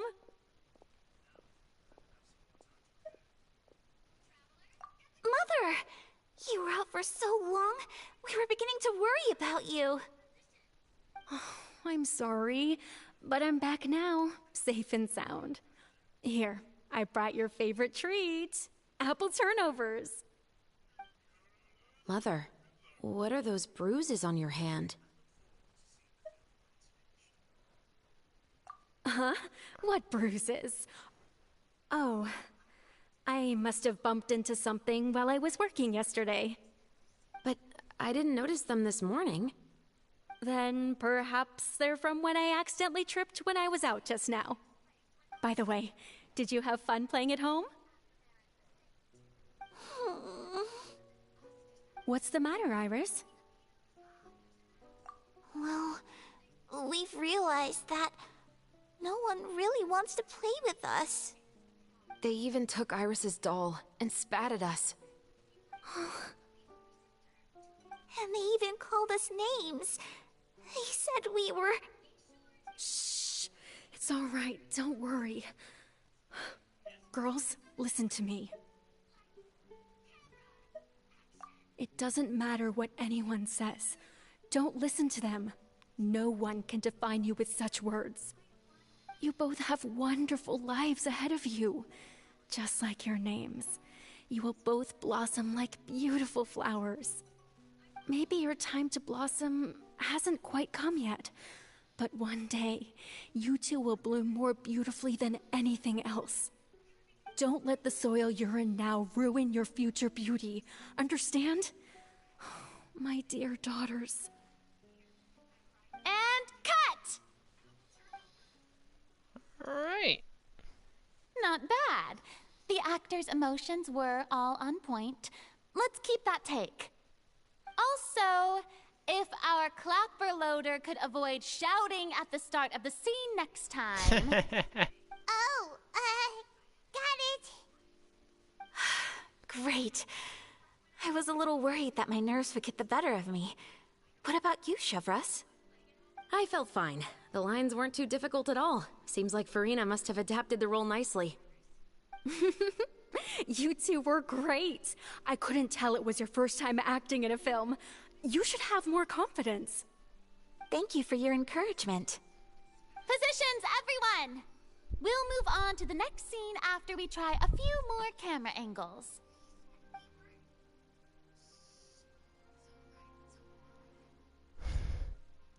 This scene is when our two characters return home, only to discover their mother has been murdered. Ready? Lights! Camera! Action! Mother, we're back! Mother?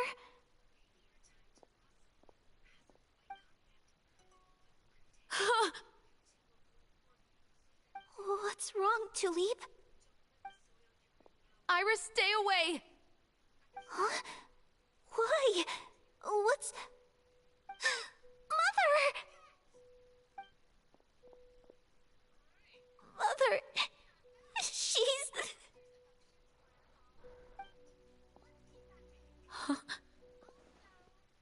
There's poison in this cup. Huh? I could have sworn I've seen this kind of cup before. Those aristocrats. They didn't even try to cover up their actions.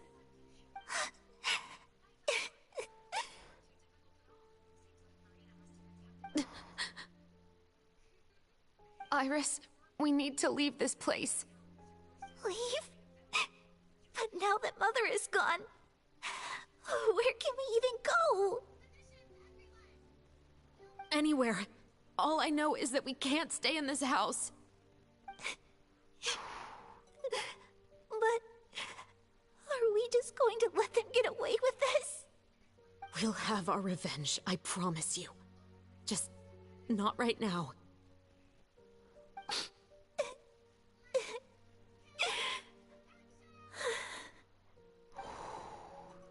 Come on, let's go.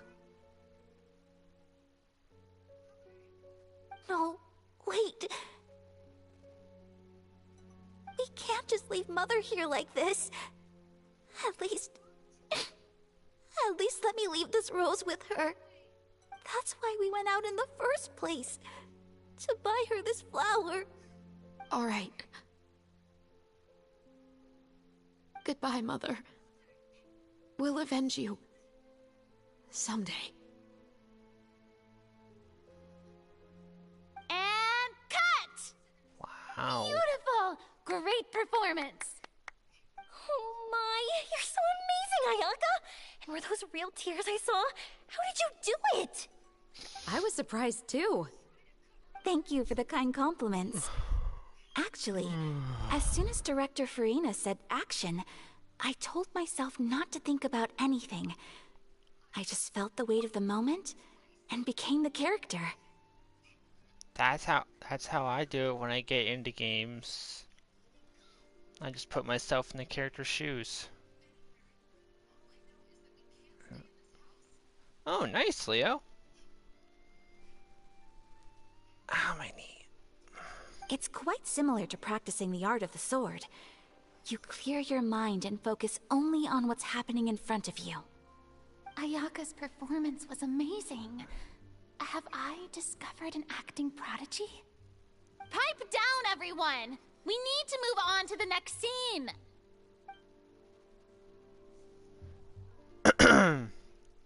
Oh. Yeah, I tried for ages to get a shiny Riolu.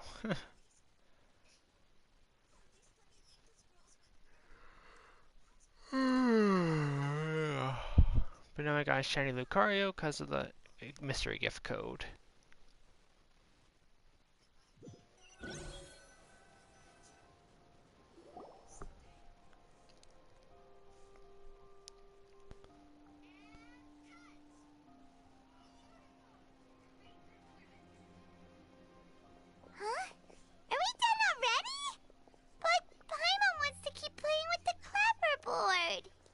Paimon the clapperboard is not a toy.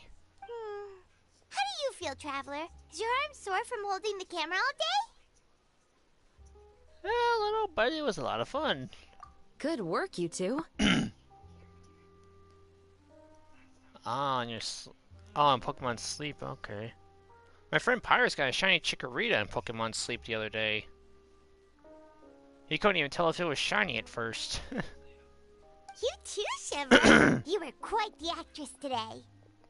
I've read this novel many times before. I have a good grasp of my character's mindset. Anyway, do you remember my request from yesterday? Oh, right! We were having so much fun that Paimon nearly forgot! You have a case where the murders seem really similar to the cases in the novel, right? So, how are they similar exactly? In the story, the main characters grow up to become two musketeers, always using their guns to carry out their revenge. And on each of the victims, they place a rainbow rose as a signal that they've returned. So there are rainbow roses in your case as well. Yes, that's correct. We found rainbow roses just like in the novel. Seems like you're connecting the dots now. Oh, that does sound pretty concerning. Especially after seeing the script today. Oh, now Paimon can't stop wondering what kind of ulterior motive the murderer might have. What do you think, Traveler? You're smart. Paimon wants to hear your thoughts. I think we can help as long as we're just there to assist. Good. On behalf of Fontaine's Special Security and Surveillance Patrol, thank you for your dedication to justice. There's no time to lose. We should start investigating right away. Follow me. Huh? Right now? Well, we just got done filming all day. Paimon's so tired. The most valuable intel always comes after nightfall. They are like small, remote islands in the middle of the sea. If you don't stay vigilant, you will pass right by them in the fog. That's how one of my favorite books always puts it, at least. Where are we going right now? Let's start by checking out some workshops that sell mechanical components. If the culprit is making their own weapons, it's very likely that they'll visit those sort of places. So just go over that way.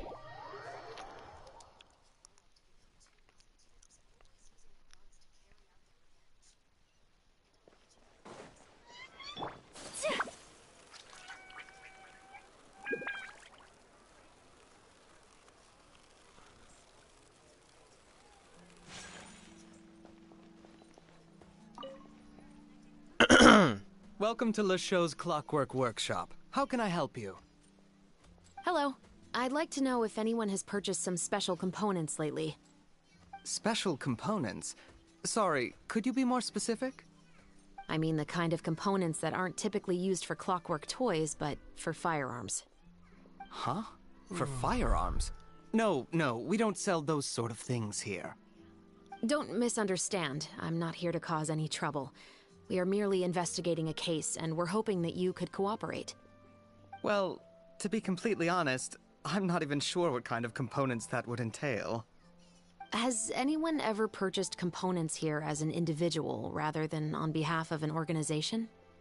We have a lot of customers who buy toys, but those who buy components are all regular customers who buy in bulk on behalf of their organization. Is that so? I understand.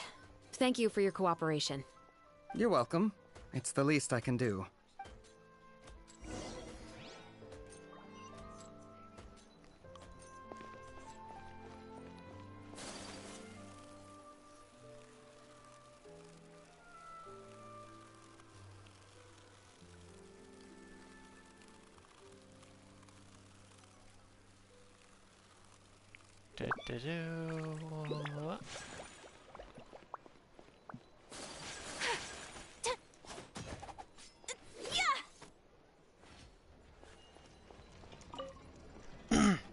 Hello, Estelle. Oh, hey, Chevris. Run out of oil for your musket again? Hello, Estelle. I want to know if anyone has come to your shop recently to order some firearm components. Oh, is this another case? Let me think. I don't think so. Some people have requested that I make some prop guns for the Fontanalia Film Festival. but I refused all of those requests. Oh? Why's that? Because there's no profit! I only make things here that can do some real heavy lifting. I don't have the energy to make some new molds just for the festival. Then has anybody come specifically looking for mechanical components? Well, I usually sell off my scrap to the Fleuve Cendre. I don't typically give them to one specific person. I understand. Thanks for your cooperation. Don't mention it. Always happy to have the Musketeers' patronage. Seems like we haven't found any leads to go off yet. Yeah, unfortunately. Alright, let's head to Fleuve Cendre next. Huh? Are you sure? People might not be so thrilled to see the captain of the special patrol there. You think so, huh? Then I guess you don't know. Huh? Know what? That I grew up in Fleuve Cendre. Really? Oh, that's the underground area, okay.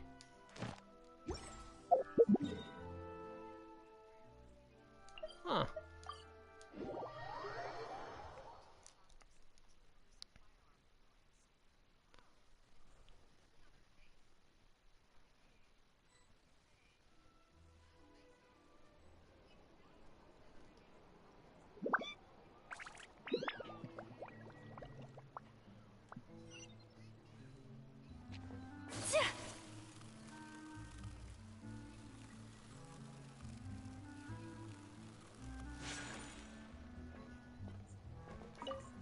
Emerald. Oh, I like the name. Hello, I'd like to ask some questions.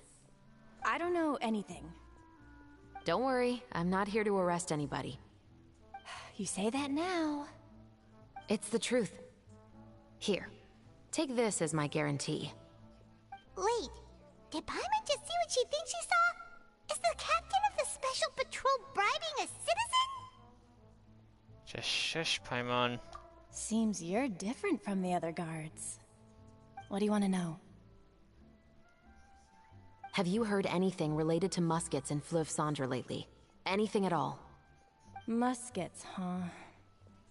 All I know is that about 2 weeks ago, we started hearing some loud noises at night. So loud that it's been waking me up. Were they gunshots? Possibly. It's hard to tell around here. Someone's house collapsing, a pipe exploding somewhere, it's all the same. But the noises I'm talking about definitely happened after I fell asleep.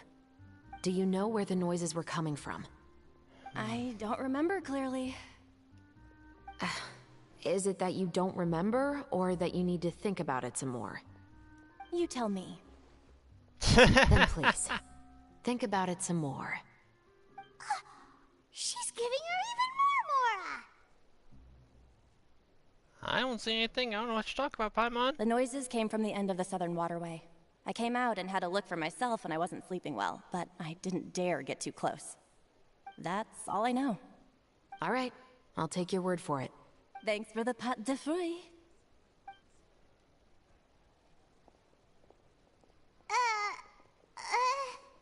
We saw No nothing, need to be Paimon. surprised. I grew up here, remember? I know how to get people around here to talk. What talk? Seems you catch on pretty quick. Now then, let's keep going. I'm used to dealing with this shady kind of crap. Adventuring underground is way more fun than I thought.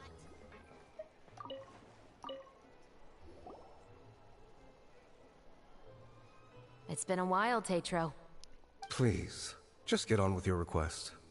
I want to know if you've heard anybody talking about muskets lately. That got his interest. Information isn't free, you know. I've heard that bandits have been extremely active in the countryside recently, and they've been affecting the delivery of goods to Poisson. I can allocate some more manpower to help out with that problem. What do you say? You're still as helpful as ever. One of our men got drunk at dinner about a month ago and lost his gun. 3 days later, it turned up in the corner here. What's weird about that? He just forgot where he put it, right? This is Fleuve Cendre, my friend. anything of value left in the tavern won't ever make it to the next day. But that gun turned out to be an exception. It didn't get any new wear and tear on it, and didn't even appear to have been fired. We were quite mystified as to what could have happened. I suspect it came back because the weapon was already known to the guards. You mean, a criminal was afraid the Marechaussee Phantom would use the shot marks to track them down? Maybe. But if that's the case, the culprit really took great care to avoid getting caught. I didn't say anything about a criminal. Ooh. In Fleuve Sandra, knowing who was killed is as easy as knowing what clothes you're wearing today. It's the guy living in the east side, isn't it? I've never liked him. Every time he's here, he just orders a drink and sits there with a nasty look in his eyes. So, who was the one who lost the gun in the first place? Don't bother. Even if you ask, he wouldn't admit to owning a gun to some strangers. Not to mention the captain of the Special Security and Surveillance Patrol. He's right. I know you grew up here, Chevres. Even though you're on good terms with the Spina, you've still been gone too long. Not many people know you here now, and a lot of people don't like the Special Patrol. I know. So take my advice and don't show your face too much around here. It's for your own safety. I'll come and go as I please, and I'm afraid I'll be appearing more often due to my work. All right. Don't say I didn't warn you. She could take care of herself. Thanks for the drinks.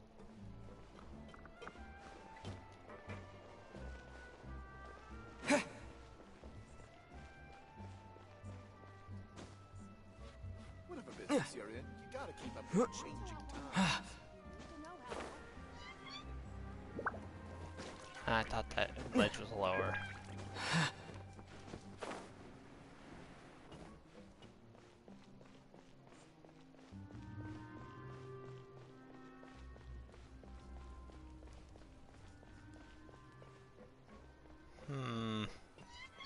Oh, look at that. What's all this? Some broken planks and barrels, as well as some liquor bottles? Look on the wall, Paimon. Yes, but have a closer look, Paimon. Even though somebody has purposefully tried to clean them up, these are obviously marks from musket bullets. In other words, someone was here trying to improve their shot. They were using the barrels and bottles for target practice. Could it have been the killer? Your guess is as good as mine.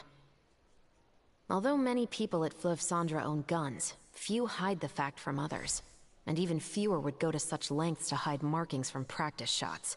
Anyway, let's go. There might be more to this. Right.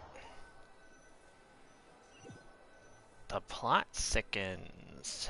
Seems like that's all we'll be able to uncover for today. Paimon feels like we managed to learn a lot more here than up on the surface. Yes. Assuming that everything we found is indeed connected to our suspect, then their timeline was probably something like this. A month ago, our suspect found a gun and took it home to disassemble it.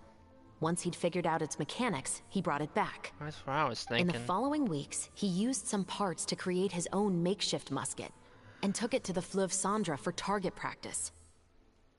Then, a few days ago, he found his target and carried out the murder. Once the deed was done, he left a rainbow rose on the body, just like the scene in the novel. That all makes sense That to makes Paimon, sense. but we're still no closer to figuring out the killer's identity. About that guy. The deceased was a resident of Fleuve Sandra. It's said that he was a poor, solitary man. But if they're trying to follow the novel, it should have been a noble person, right? Yeah, that's also something I'm trying to figure out. If we are indeed following the novel, and there's a story behind the murder, then this murder should be an act of vengeance. But according to our investigation, the deceased didn't have any enemies. He was no saint, but no one's heard of a rival who hated him enough to shoot him dead. Much less care to leave a rose on his body. What message is the killer trying to convey? And to whom exactly? Maybe the novelist. We've thoroughly investigated that possibility. He claims to have spent the whole day at the Opera House on the day of the murder, and the staff there have confirmed his account. Okay, so he has an alibi.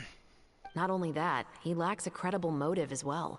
He has a family of his own, and both of his parents are still alive. I've looked into his records. He was adopted at the age of 6, and all the proper procedures were followed. There are also records of him at an orphanage before then. In the story, the mother of the 2 musketeers was murdered after the children turned 10. Of course, he could have changed the children's ages, but I don't want to assume anything without evidence. More importantly, I've also had a chat with him in person. He didn't seem like the kind of person who would pull the trigger to kill a man. Then, what should we do now? We have all this new information, but it doesn't help us move forward. Investigations take time. I didn't expect us to catch the culprit in just a single day. How about this? Let's spend the next few days filming with the crew. We can continue the investigation once we're done with the film. I'm sure that given time, new leads will present themselves. Wait, but weren't you saying Intel is like small, remote islands in the middle of the sea just a moment ago? Wouldn't you just miss them if you were to stop looking? Ah, but the book had more than one reference to the islands, Paimon. Oh? What else did it say then? Ayo. As long as you spend enough time sailing through the fog, you'll eventually come across an island. Just finished gathering intel at the Spina de la Rusula headquarters. Well, not headquarters, but you know what I mean. And? Act 2 complete. It's interesting so far. Oh, you're almost finished. Yeah. So, Wait. what do you think of it so far? I'm liking it. Also, I really can't wait till she's a playable character. Yes, I want to learn more about her. Yeah. She's awesome. I love her design. Her personality fits. She has a gun. Not to mention, like, the silver and white color in her hair. It's pretty interesting. I thought it was purple. Well, there's like a few streaks.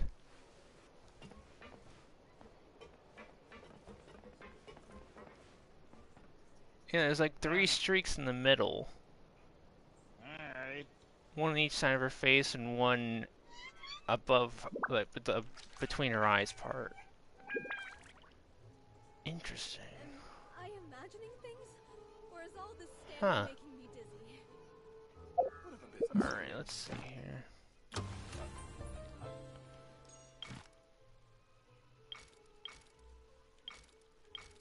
Wait, so there's 5 parts to this?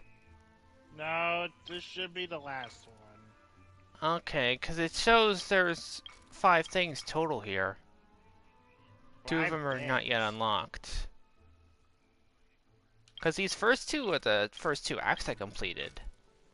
And then here's the 3rd part. Yes, hold on. I need to hop on. That should be the last one, if I'm correct. If not, there's 4 parts. Huh.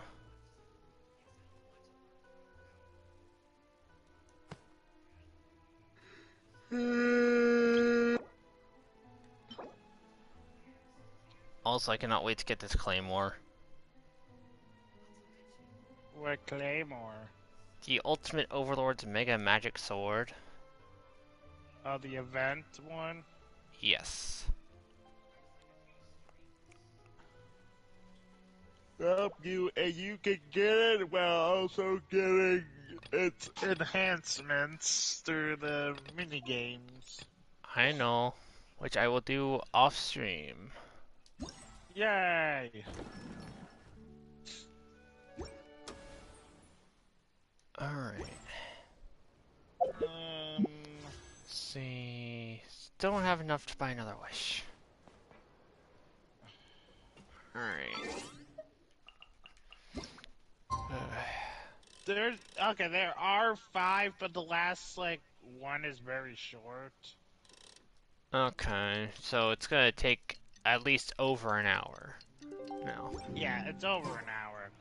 It's filming time again! Our schedule is jam-packed for the next couple of days, too.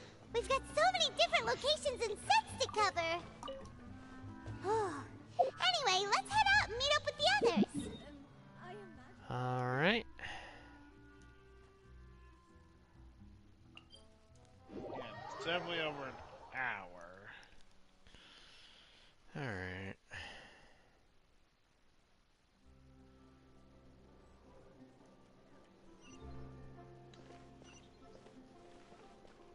Just then. Ugh. You want me to tell you how long my stream was? Yeah, sure.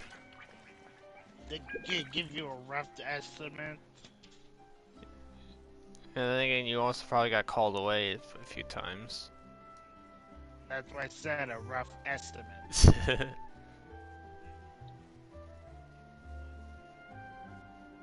It took me about 3 hours and 14 minutes. Alright. And how long you been streaming for? A little over 2 hours. Okay, yeah, yeah. If you don't take any breaks or anything. I don't plan to. Good work, everyone. We're looking to wrap with our two main ladies today. I can already smell our success. What do you mean, looking to wrap? Paimon means completing the filming. Oh, aren't you the expert now? It's pretty obvious. You always tell me to wrap things up.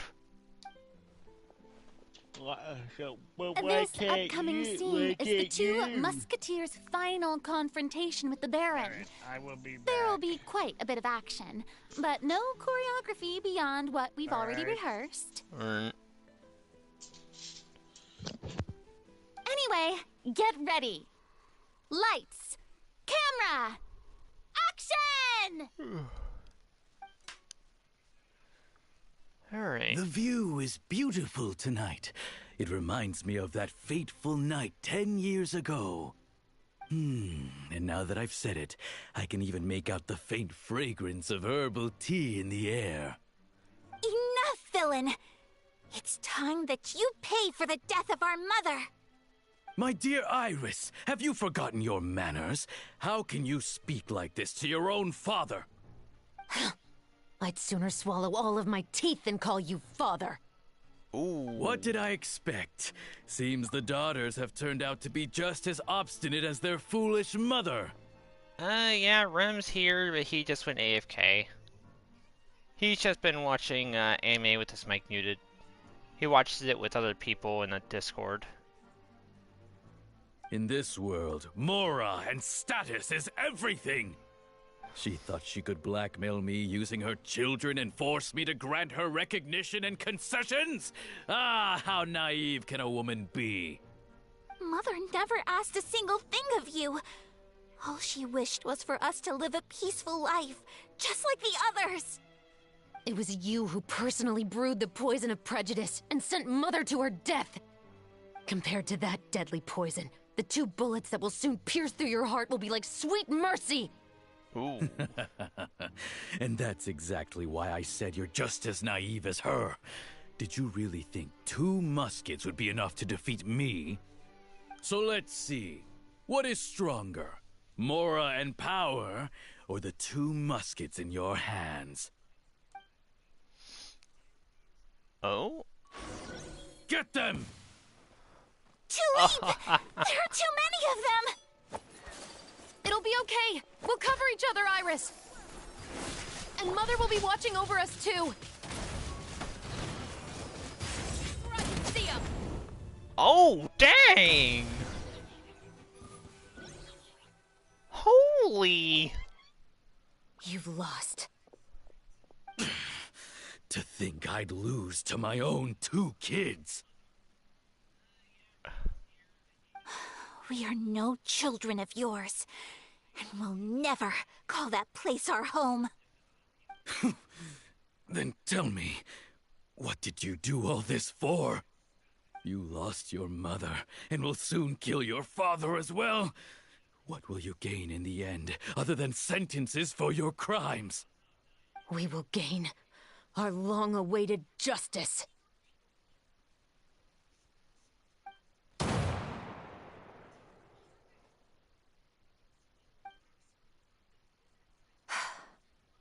It's over. Finally, it's over.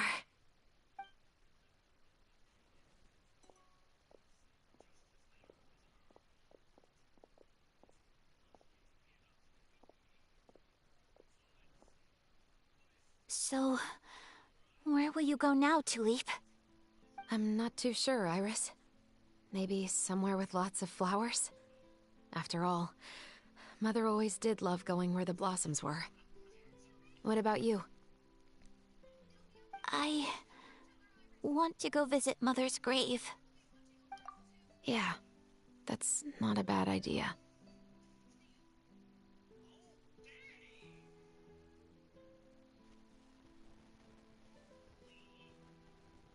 Alrighty. Huh? Tulip, look! Huh? What is it? It's Mother's favorite. The rainbow rose.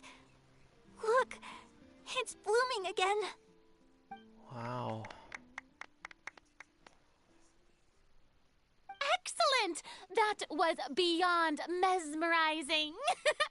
Even I didn't expect this scene to go so well. And we got it in a single take. All right, everyone. We've got a wrap for Tulip and Iris. Congratulations, Ayaka and Chevrolet! Amazing performance, you two. Thank you. I didn't expect our parts to wrap so quickly. I wish I could savor the experience for just a bit longer. Paimon totally understands. Paimon's not ready to say goodbye to the clap report either. Filming has really been a lot of fun. You were great too, Chevrolet.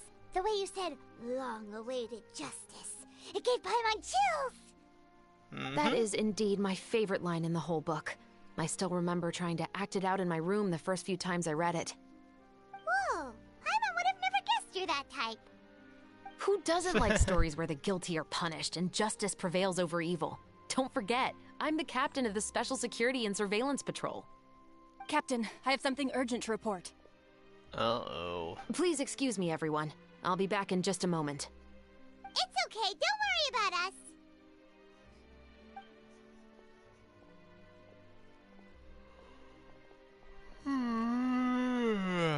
Oh? Was she whisked away by work already? I was just about to tell her how great she did. It seemed like some urgent official business. Then perhaps we should thank the stars that we were able to wrap both of your parts so quickly today. Switching around the filming schedule would have been a real pain. Anyway, I actually came over to let everyone know that we're all done for today.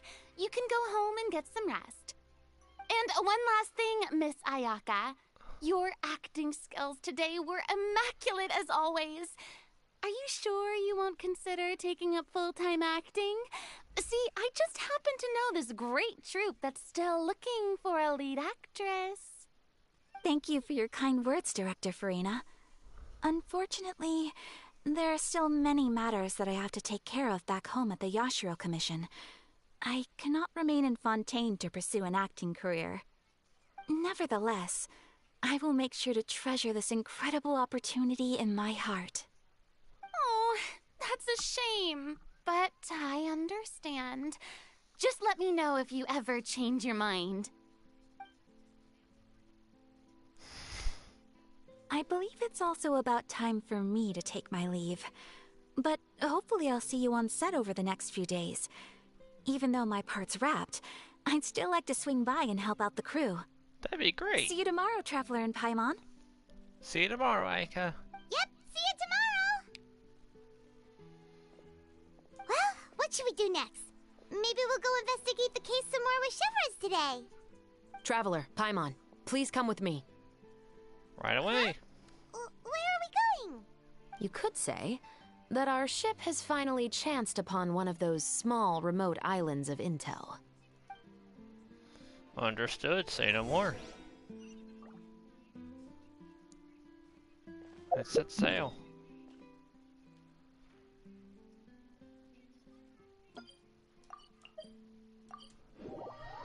Ah.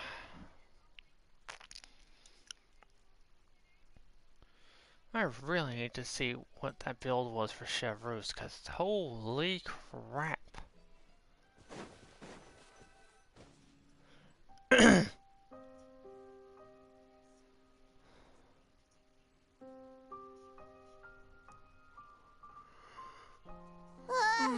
Paimon's exhausted.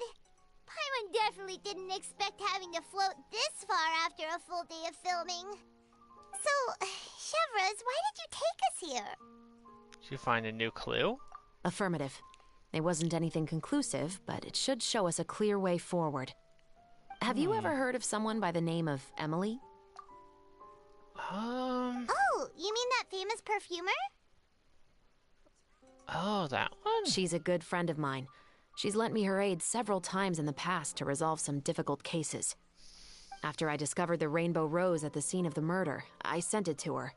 After all, she's probably the foremost expert on flowers and scents in Fontaine. And then? There was nothing remarkable about the flower or the trace amounts of soil left on it. But according to Emily, the rainbow rose left by the killer was derived from a very rare cultivar. What? Huh. Paimon didn't know that there were different varieties of rainbow rose. Paimon just thought they grew everywhere in the wild. Flowers that are deliberately cultivated will always show some different features from those that bloom in the wild. We already knew that the rose left at the scene belonged to a special cultivar, but with Emily's expertise, we were able to pinpoint the place where it was first picked from. Oh. Oh, Paimon gets it now. So whoever first planted that rainbow rose was probably the killer. Precisely. And after we checked what we learned against some sales records from the past, we discovered that there's only one person in all of Fontaine who could grow and sell this specific cultivar. Really? And who is it? It's the novelist. But didn't you say he Really? had an alibi?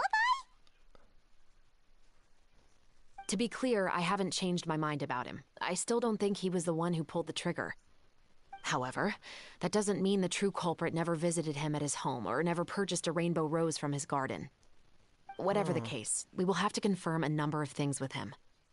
So Got it. you mean the next place we need to go is... Yes, we're going to pay him a visit at his home.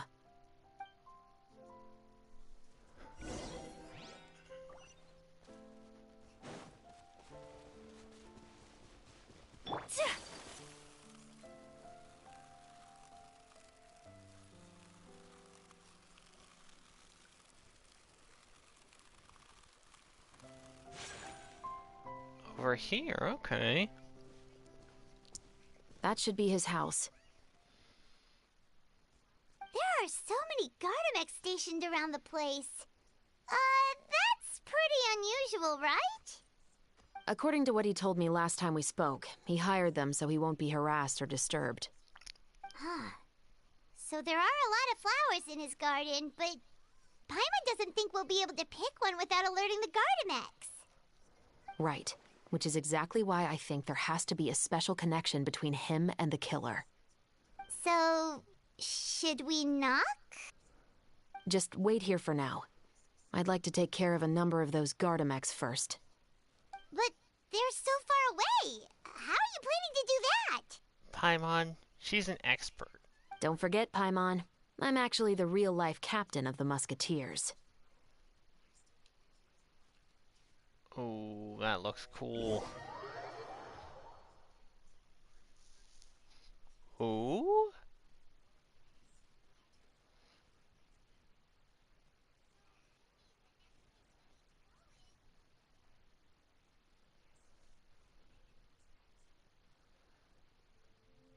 Why is my computer so lag? Don't tell me I accidentally clicked on that.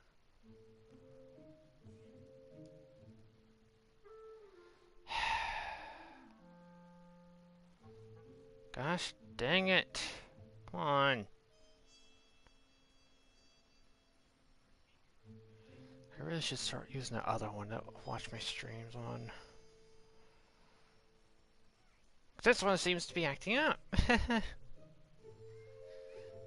Give me a minute, I'm trying to see if I can fix this somehow.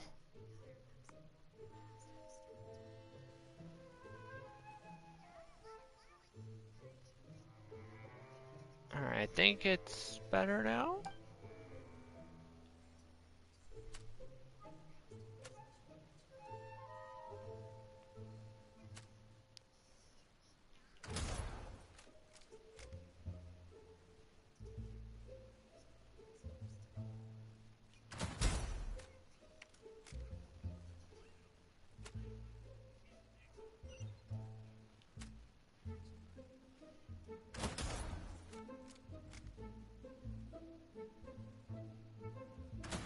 Boom, headshot.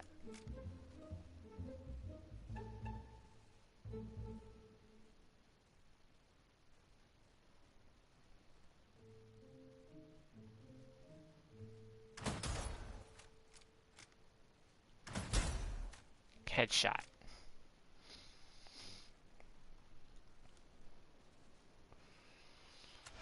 Ah.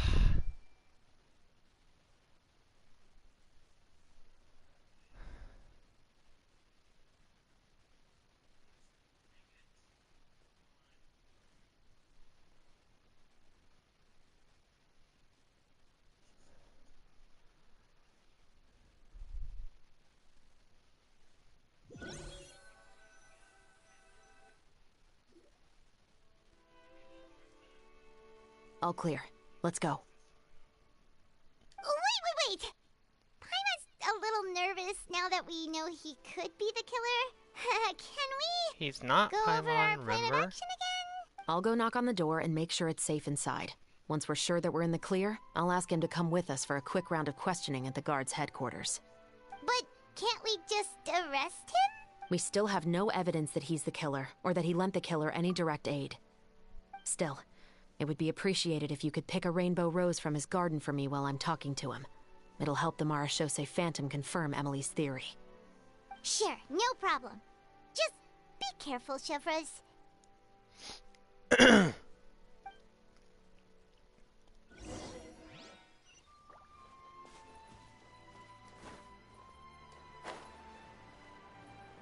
I think these fit her more than the Zuma wings.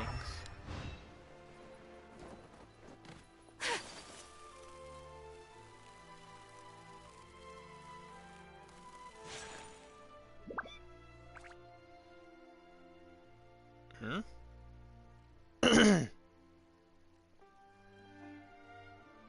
Excuse me, Mr. Baptiste, are you home? Who could it be at this hour? Oh, it's you, Officer Chevros. Would you mind accompanying me to the guard's headquarters, Mr. Baptiste? We would like to ask you some questions about a case. Oh, is it still regarding the murder case from before? Oh no, I haven't heard from Dark. Then again, I haven't been on Discord in a while either. I really need to fix that. I cannot confirm or deny that at this time. So it is then. Listen, I need you to come with me, Mr. Baptiste. Miss Chevros, I'll save you the trouble. Oh, and you two over there? There's no need for you to pick my flowers either. It's not time for them to bloom yet. Oh! Okay.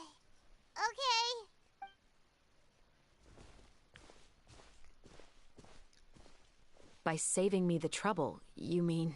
I will confess. I was the killer. Yeah, I don't believe that for a second. Huh? He just admitted he's guilty! Please relax, everyone. I'm not armed. The musket you're looking for has been buried in my backyard. Then it's my responsibility to inform you, Mr. Baptiste, that everything you say right now will be used as evidence for the inevitable trial. Yes, I am perfectly aware of that. I must say, I hate this feeling. Oh? Is it because I confessed? Or because you've been proven wrong? Both, I suppose. For the same reason as the one I wrote out in my novel, of course. I did it to exact revenge. Revenge for what? I know you haven't figured out the link between the two of us.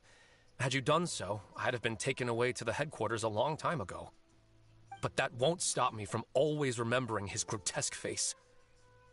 After all, he was the one who killed my mother. Your mother is still healthy and well. You know, I was adopted as a child. I was referring to my birth mother. That was never recorded in the orphanage's records. Please forgive a 6-year-old child for concocting some lies to protect himself after watching his mother die right in front of him. So, your novel, it was like a record of your life? No, of course not. It was a work of fiction with many embellished parts. But I am indeed the illegitimate son of a wealthy and influential man who abused his power to murder my mother. That part was 100% real. But the man you killed didn't have a Mora to his name.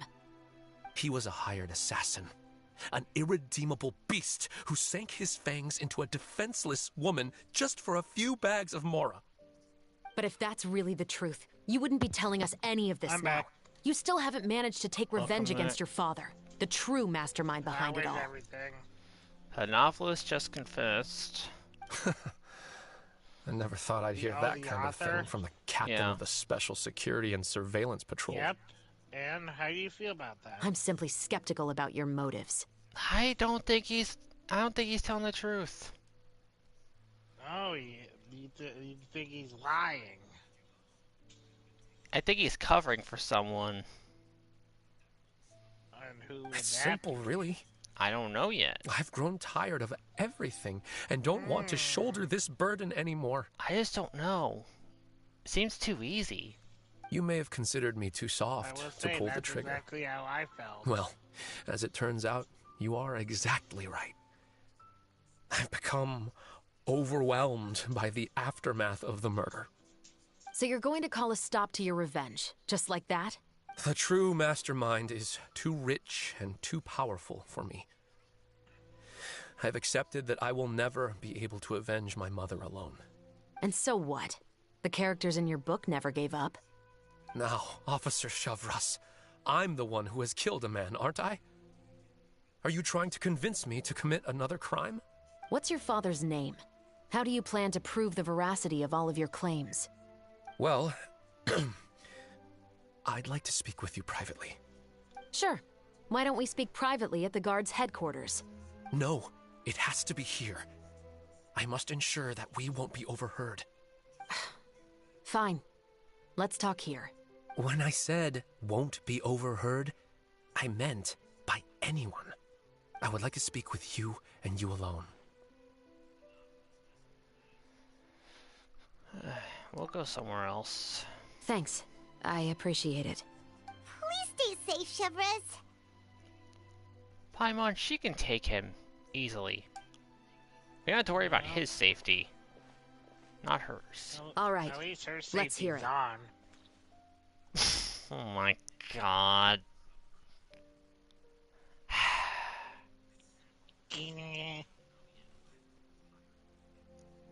Rem, I'm going to hit you. Yay. Whenever we meet, I'm going to hit you hard. Will you really believe what I'm about to say? Well, that depends on what you're going to tell me. Fair enough. Fair enough. Then listen closely. We're not going to get to hear it, are we? Nope. So that's how it's all connected. So, it seems you believe me after all. Do you want me to go public with this? No, of course not. At least, not right now. Then why did you bother telling me? You've read my work. What do you think? Even if you were to go public with all of this right now, he'd simply deny everything. It's been too long. Almost 20 years. anything that could be used as evidence has long faded away. Even if there might have been a solitary island of truth once upon a time, it has long sunk beneath the waves by now. Justice will never find him. Not if you don't try. I know that as the captain of the Special Security and Surveillance Patrol, you will always stand on the side of justice. But do you really think a cushy life in prison really constitutes justice for him?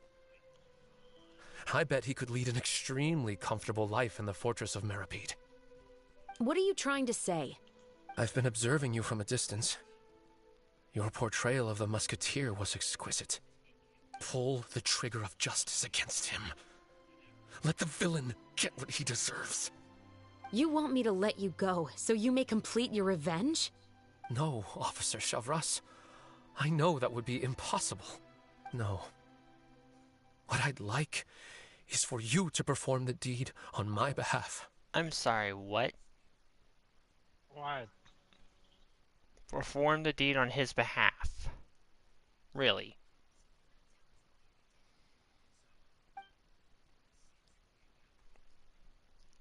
Oh, Shiva sure is taking her time.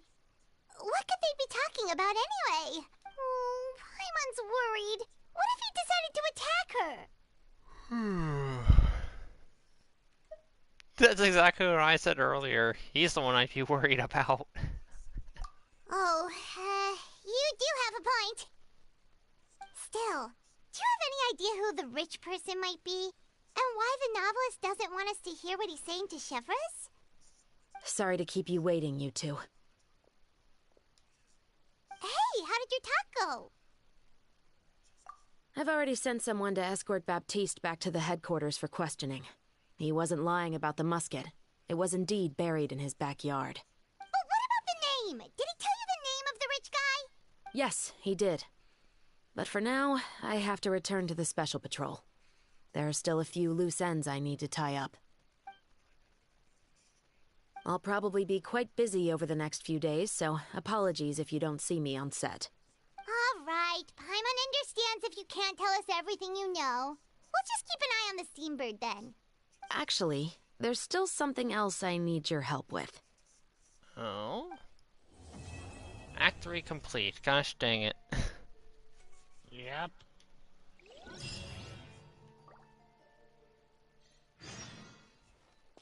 Wait until the following morning. I'm doing a lot of time skips. Yep.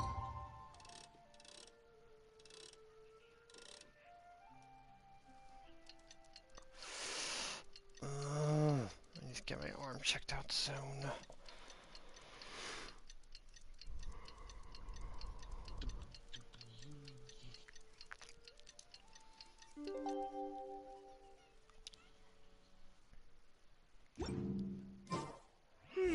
We haven't seen Chevra since that night at Baptiste's place. Well, guess there's no point in worrying about it now.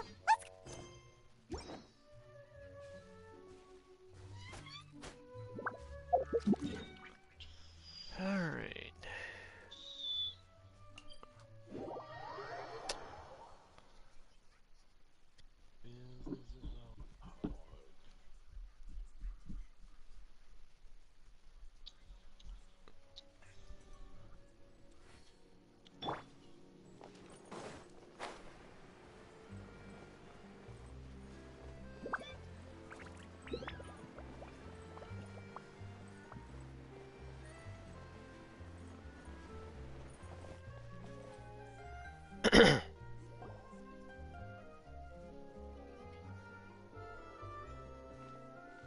Good morning! Hayaka and I were just talking about you. Is Talking about Chevres me, huh? still not joining us today? Probably not. We haven't seen her either. Huh? That's such a pity. Director Farina said that we've only got a few small scenes left before wrapping up the entire thing. She even said that she'll get me into a couple scenes, so everyone will have a chance to shine in front of the camera. We were also planning on having a victory feast once we're all finished filming. You can join us, right? Of course, Ayaka. If only Chevros was here. I still haven't taken a photo with her. You're gonna get I'm hit. afraid that can't be helped. Those special patrol folks are like phantoms when they've got a case on their hands. But to be honest, I'm even more concerned by what I read in the Steambird earlier this morning. It said that the killer in the murder case was none other than the author of the Two Musketeers. Oh yeah, I heard about that too. He came forward and confessed his crimes, but gave no explanation as to why he pulled the trigger. We didn't know about this case at all when we joined the film. Is it going to affect the reception of our work? From a pure publicity standpoint, this will draw a lot more attention to our film. I have to say, though, that no director can be perfectly comfortable with garnering attention through means other than artistic skill. To be fair, I feel like that ship sailed the moment you allowed yourself to be named as the director on our posters. It's not my fault that I'm super popular. What was that saying again? My popularity has, Sunk to an all-time low? spread to the four corners of Teyvat. Chiori does not hesitate, does she? Sheesh. Someone has to keep someone in line. Act 4. I think 5 acts is the most any event had in a long time.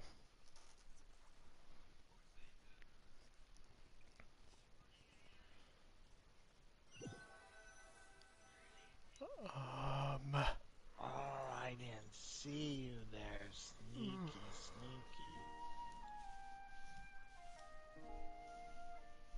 sneaky. Excuse me, everyone.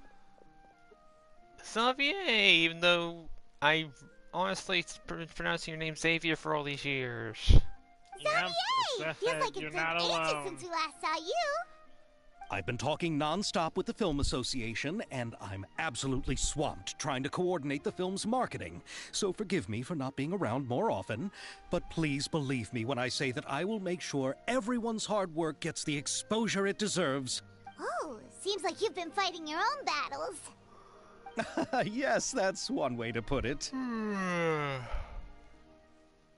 Oh, and before we begin the final round of filming, please allow me to finally introduce you to the original investor of our film, Mr. Morris. Really? A pleasure to meet you all. He's back on it. Yes, glad to make your acquaintance, Mr. Morris. We've heard about the issues you've encountered with your financial situation, and genuinely hope that things have taken a turn for the better. Oh, well, the situation has indeed improved somewhat. Don't worry, Mr. Morris. Accidents and last-minute challenges happen all the time. There's no need to blame yourself over it. The good news is that we're almost done filming now, and I would even say that this is the best story I've ever seen. Is that so? I say that's great news. All right, now that we've gotten all the pleasantries out of the way, let's get this show on the road. He doesn't seem We'll that mostly be filming enthusiastic. typical people and scenery from the streets today to improve the sense of environmental ambiance in some parts of the film. Oh, and there'll be a cameo for Mr. Kamisato and Miss Yoimiya as well. They'll be used to show outsider perspectives on the fates of the two musketeers. That's right. Ayato should be here any minute. Excellent! Then let's start with the scenery shots. Camera and clapper loader, you're up. Yep, we'll be ready. Remember, all we need are some wide zoom shots of the streets. If you happen to find some particularly lovely patches of flowers and So grass, wide zoom feel of free the to grab some streets, close-ups of those of as flowers well. and grass. Ready? Lights! Camera! Action! Okay, now move the camera slowly. Try to focus on that flower. What's wrong? Just adjust the focal length a bit. Something the matter? But wasn't it working fine for all the days before? Veronique, can we try a different camera? No problem. How about this one? All right, let's give it another try. Lights, camera, action!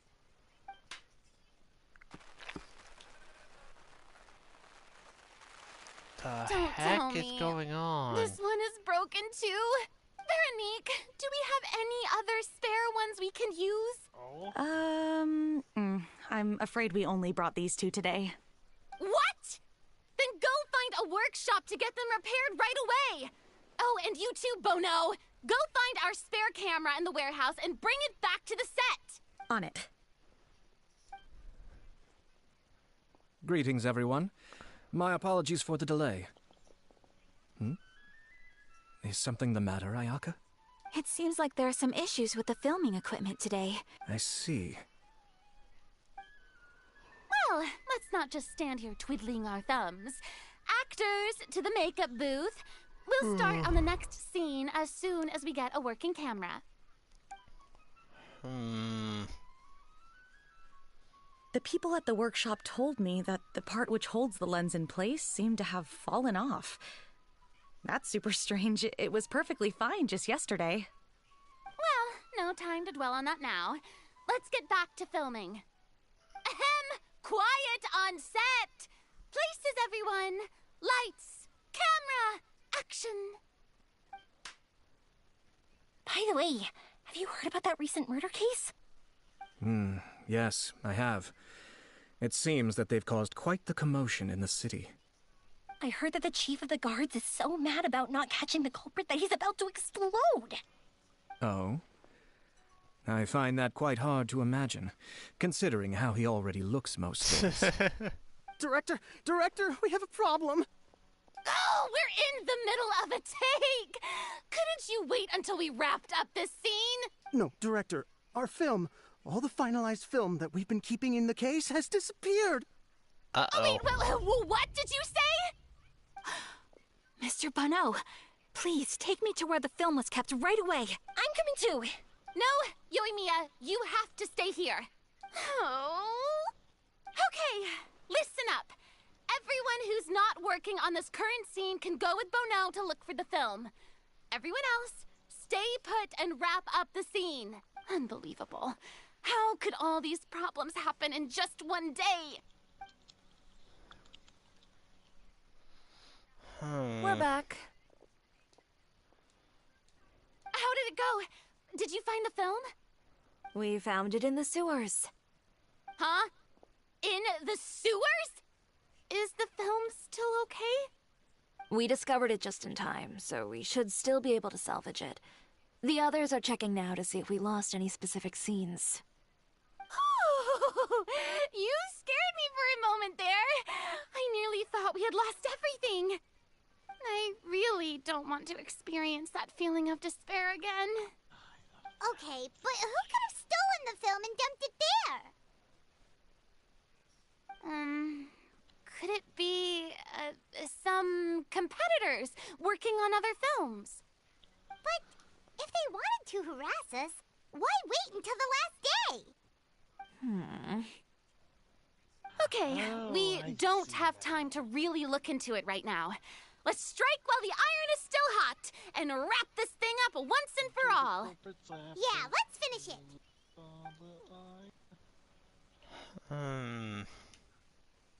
What? What's happening?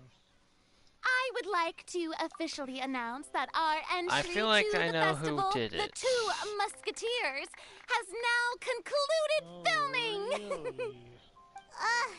I'm Yeah. spent. It's so late already.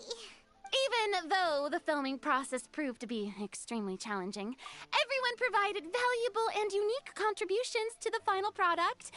Thank you all for your dedication and support. And just like Director Farina, I would also like to extend my most heartfelt thanks to all of you. Really, you've all helped me so much. All right, let's save the awards speech for later, and hopefully also get some rehearsals in before the real thing. Anyway, now it's time to party! Let's all make our way to the beach and have a celebration feast so loud and fun that even the blubber beast will want in.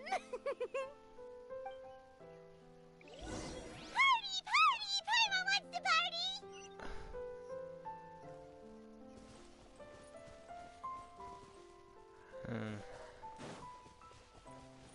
Okay, so there's a few rainbow roses over there. Good to know. Whoa! This place is hopping!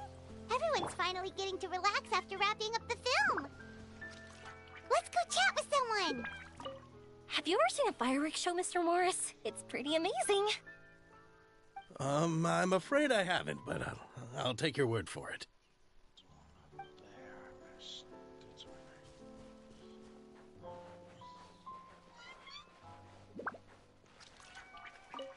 I was thinking, if this film turns out to be a success, could I ask the two of you to stay and be a part of my crew? Of course, I'll definitely increase the pay for next time. I'd be more than happy to, Mr. Xavier. Thank you for the offer, Mr. Xavier. But I've made some plans to go on a journey to the other nations once the festival is over. Is that so? Well, then in that case, bon voyage, Miss Veronique. Please feel free to get in touch once you've returned to Fontaine. Alright. Hey, Ayato! How's your work been going? Everything went rather smoothly. Thank you for your concern. Ayato told me that we've already confirmed the dates for some Inazuma Fontaine cultural exchange events. So the next time we visit, we'll be doing so in our capacities as the representatives of the Yashiro Commission. Oh, I can't wait to see them again. Oh, that's great! Then maybe Paimon will be able to find Fontaine Ayaka detective and the novels in others? Inazuma from now on! Oh, wait. Wouldn't Yaimiko get upset if that happens? That would be stealing some of her business. I don't think Yaimiko will mind as long as the novels are good. You've got a point. She's always complaining that light novels have become bland and too predictable after all. The cultural exchange Like won't most only shows. feature literatures What? of both nations, of course. We have also made plans for cross-cultural engagements in the fields of gourmet cuisine, toy making, and artisan craftsmanship. Whoa! Paimon's getting super excited now! When the time comes, be sure to visit and participate in all the events. I'll be there.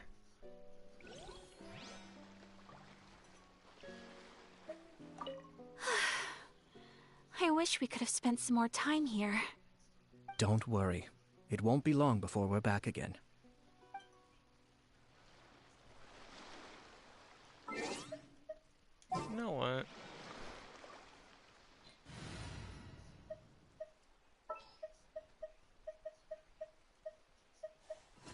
Where? Oh.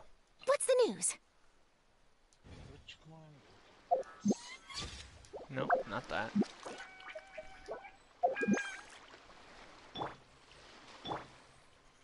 Hold that pose!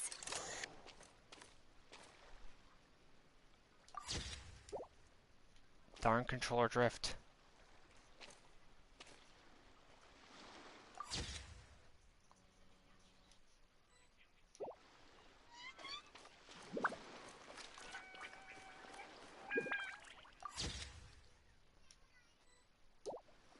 I love this new gadget they added for the camera.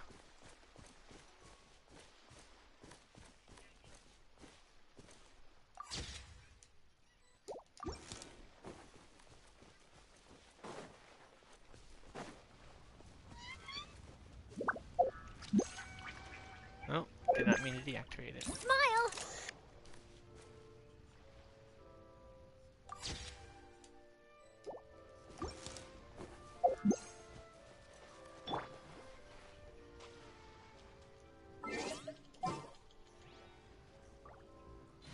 Alright.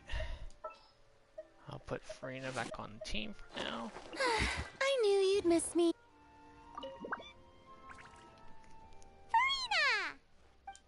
Oh, my darling clapper loader and camera operator.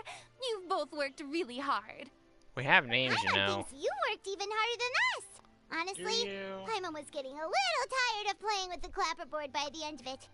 Shut First up, of you. all, Paimon started having dreams of you shouting, "Lights, camera, action!" into Paimon's ears. The actual dream can't even start until you Hey, if anything, shouldn't I be more grand and delightful? Paimon talking about Farina in her dreams. We've been through so much together, and that's how your brain remembers me? That's not Paimon's fault. We've just used the clapperboard too much lately. Anyway, what's most important is that we've wrapped the film. I'm pretty confident that we'll take first prize. Not you too, Leo. I blame you for this, Ram. What? Are you even watching the stream? No. I'm just having fun listening to you. Shut up. Hey, no need to mention the official name. Oh, what's wrong, Wait, now Farina? that You mention embarrassed? If we did win the prize, would Farina just get No, a statue of herself? she just doesn't want to receive a vote. Come on, I don't need that kind of attention. Xavier can accept the reward on our behalf. But just imagine! Farina accepting the Farina Award and holding a Farina statue. I'm going back to my dessert now.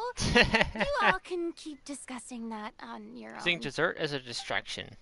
Classic Farina. Oh. Sorry, I dropped my controller. Okay, there. I thought I was stuck for a second. Hey, Chiori. Chiori! Hey, you two. Are you not really into these kinds of big social occasions? Not particularly. But this is still better than Fontaine Fashion Week. But if this film becomes a big hit, people will definitely come flocking to your shop. Yes, that's highly likely. As long as the film can premiere as planned. Are you still worried about the case? That and all the obstacles we had to face today. You're right. It's as if all our bad luck just manifested at once. But why today of all days? Chiori's saying the same thing I am. No, it's nothing. We've already delivered the film to the editors, so there should be nothing more to worry about. How are you doing, Mr. Morris? You having a good time? Well, you could say that. Do you happen to know when the party is scheduled to end? Judging by how much fun everyone's having, I'd say probably not until well after midnight. Is there something that you still have to take care of at home, Mr. Morris? Oh, well, I'm just not a late night person, so I might take off shortly. Oh no! Silly me. I almost forgot something super important. Oh, what is it? I prepared a whole batch of fireworks for the party, but I forgot to bring them over from the warehouse.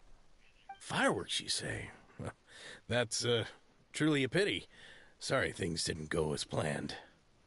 Could you help me carry them over, Mr. Morris? I won't be able to fetch all of them by myself. Me? Are you sure that you can't find anyone else? I just wanted to make this surprise for everyone. The warehouse isn't far from here. We'll be there in no time. Pretty please, Mr. Morris. These are some of the best fireworks I've ever made. So I also want you to see them before you leave. They're stunning. I promise that they'll be a once-in-a-lifetime experience that you'll never forget. But... It's okay. Just come with me. If we're sneaky enough, nobody else will see us leaving. All right. The warehouse is right over here. I moved the fireworks there in advance, so it shouldn't be too much work bringing them back.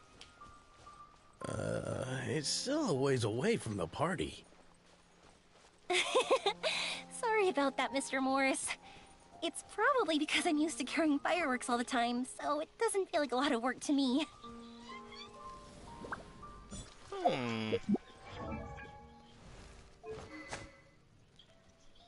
Dang, look at that crit damage.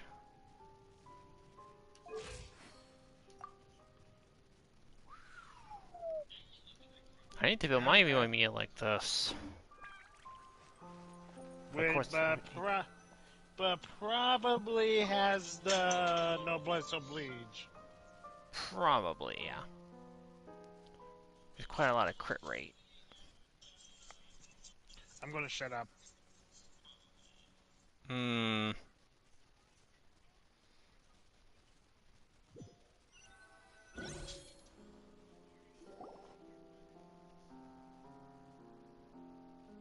It's dark in here. Wait here, Mr. Morris. I think the light switch should be somewhere over here. Why did I have to get roped into this? What was that?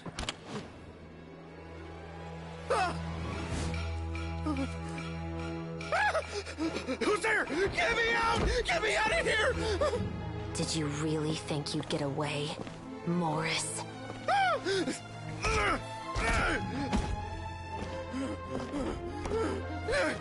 You've got the wrong guy. It wasn't me. I'm not the killer. You know, Eliza died a far more heroic death than this. She fought your assassin to the end, to save the children she had hidden beneath the floorboards.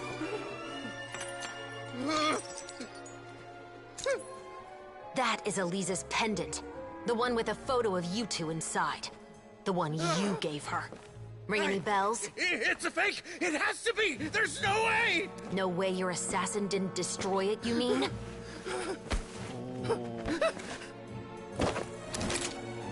Did you ever love her, Morris? Or was killing her always the plan? No, please. Listen to me. I told Eliza to keep us a secret. I paid her plenty for her silence. I never thought she'd keep the child. Everything was gonna come out, and I had no choice. She'd force my hand. No! I'm begging you. I have money. Just name your price, please. You can keep your Mora, and you can go to hell.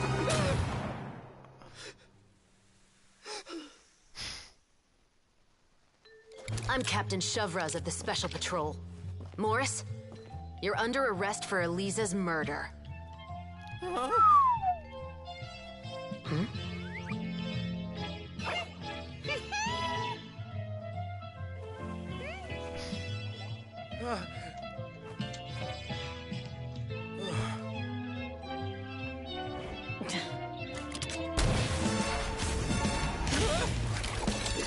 Oh. You're under arrest too, prop manager Veronique. Or perhaps I should call you the Second Musketeer.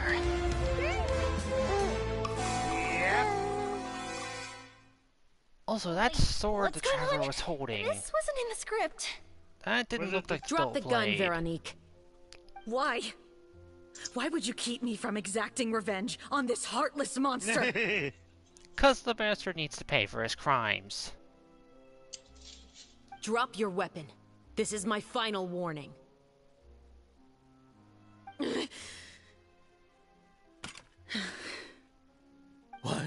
What is going on? Do I have to spell it out for you, Morris? Everything that took place just now was staged to get you to confess the truth. But this last part is all improv, of course.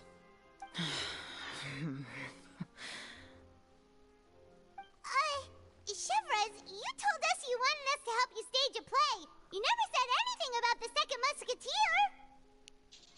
It's because even I had no way to confirm my theory until now. Thank you for your performance, Yoimiya. Could I trouble you to go and bring in the other Special Patrol members? They should be on standby just outside. Oh, and please tell the other cast members not to worry about us. We'll be rejoining them shortly. On it.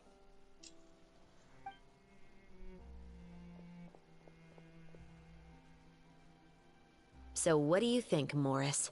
Care to talk about what happened 20 years ago? My patience is limited, you know. Don't force me to take you back to the interrogation room. I'd wager that you wouldn't last for more than a minute in there. With the recording we made, you have no chance of winning in court. Cooperating with us now is the most practical move. All right. I'll talk. Dang, I was hoping I hired an assassin to murder Elisa. She once worked as a maid on my family's estate. She was very beautiful, and after some time I fell for her. We kept our relationship a secret and carried out an affair for some time, but it wasn't long before she became pregnant. And if my parents ever found out, they would have stripped me of my inheritance and status, driven me out of my home. I also didn't expect Elisa to insist on bringing the pregnancy to term. She even asked me to leave my family and travel far, far away with her. She believed that you were truly in love with her. I didn't have a choice. I gave her a large sum of mora, told her to leave the family and to get rid of the baby. But then years later, she sent me a letter. There were photos of 2 children, and she even asked if I could find some time to visit them. Huh? 2 children? Paimon thought Baptiste was the only... you mean... Remind me to turn off notifications next time I stream. Yep. Even if she had the children against your She will, was the- you could have just ignored the letter entirely. She was the Why kill second her? Musketeer. I had just gotten I engaged to be noticed. married to an heiress from another wealthy family. So if anyone were to find out about Elisa, my life would be completely ruined. I didn't You have had a a choice. choice, you bastard, and you chose No. wrong. You always had a choice. You just made the wrong choice. Again.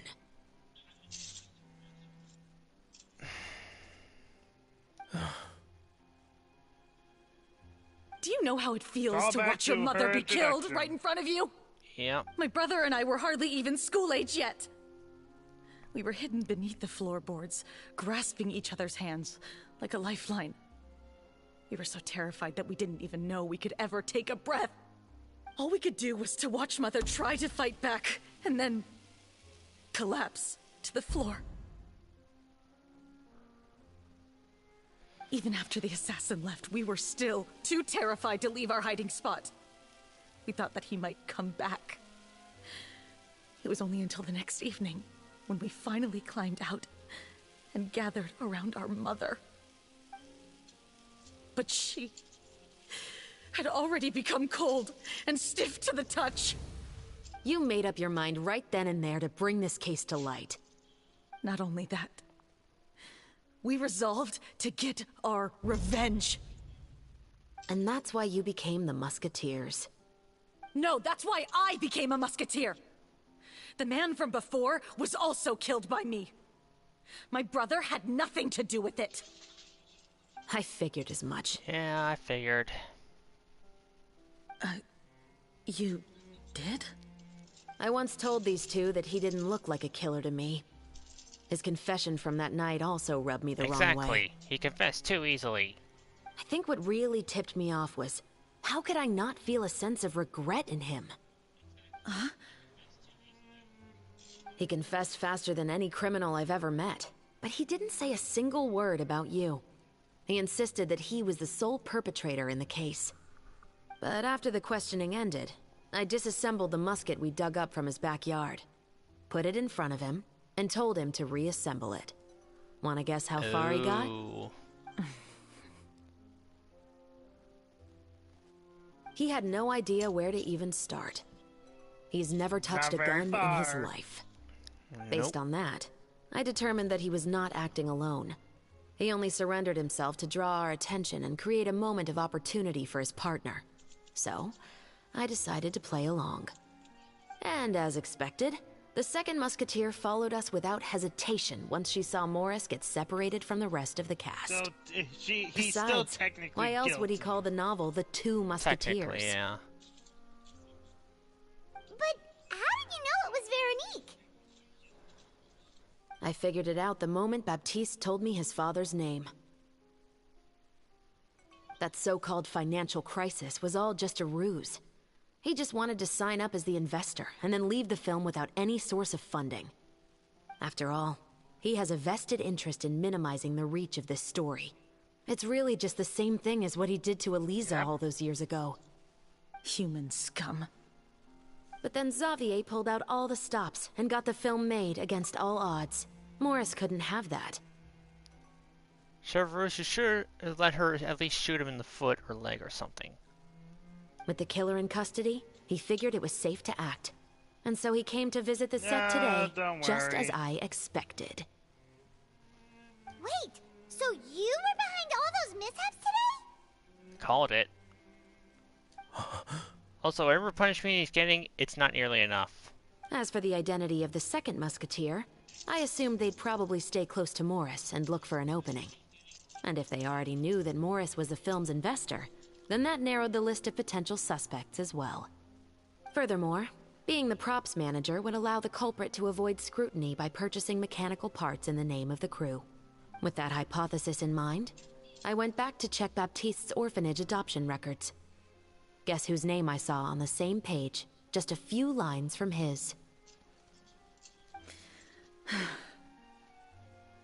My brother.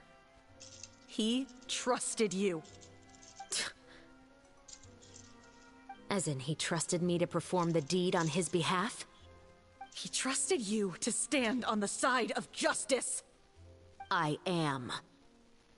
I thought you could do it as well. Oh, the look on your face when you told him to go to hell. I really thought you'd put a bullet in his brain. You know what he has done. Are you telling me that you'd rather see him spend the rest of his life living like a king in the fortress of Meripede?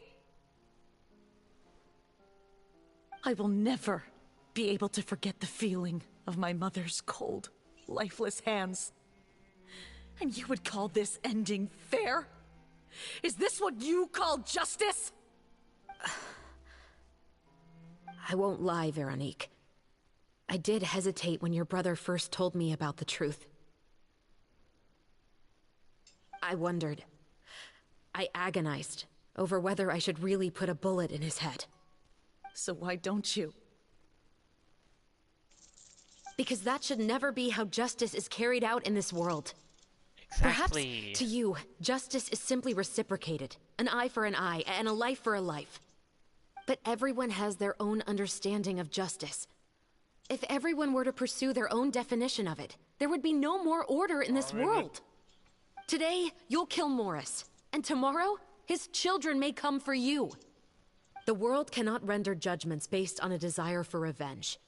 That will only lead to a cycle of revenge, as well as the destruction of order and civilized society. Fontaine is founded on a set of laws and a standardized code of justice. That is why we are the nation of justice. But with all that said, I will promise you this. Morris will not lead a cushy life in the fortress of Meripede. Chevreuse, the rest of the special patrol is here. Thank you so much, Yoimiya. Letelier, Terena, please take them away.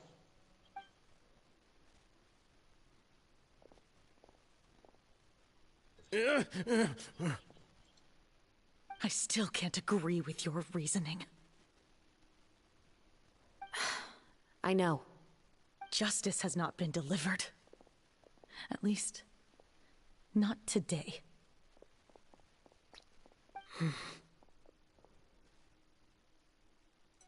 Chevreuse. Let's go. We should give an explanation to the crew. Made the right call. Thank you for your concern. I'm fine. I'm just thinking about the things in life that have driven people to take justice into their own hands.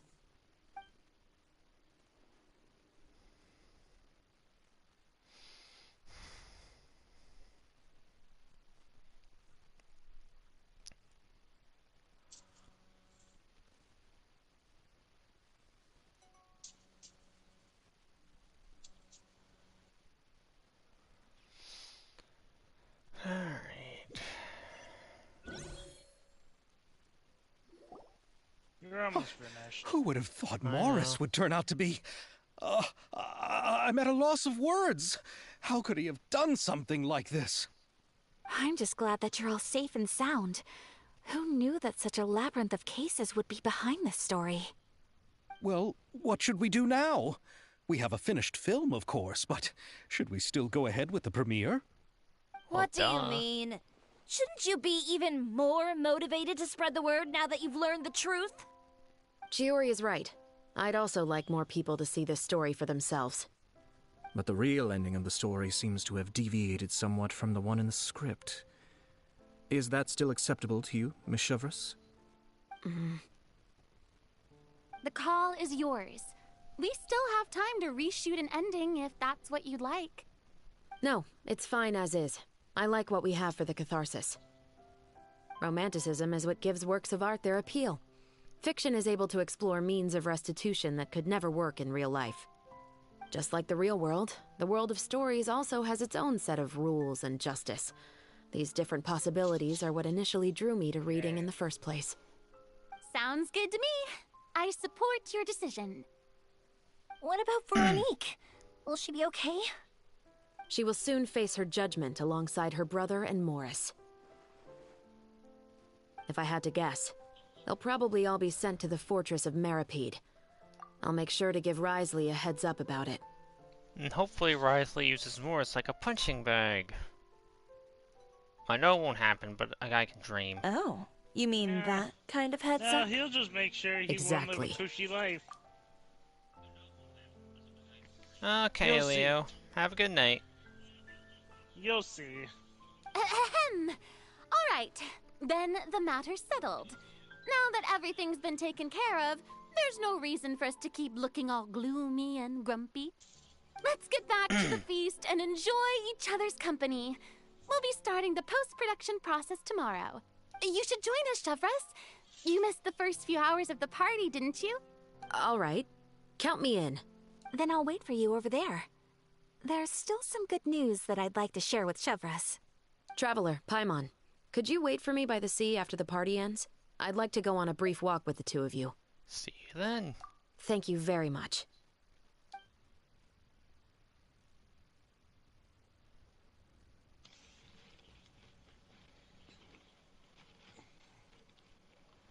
I'm surprised that Ayato isn't drinking boba. How do you know he isn't? Because I don't see any of his hands.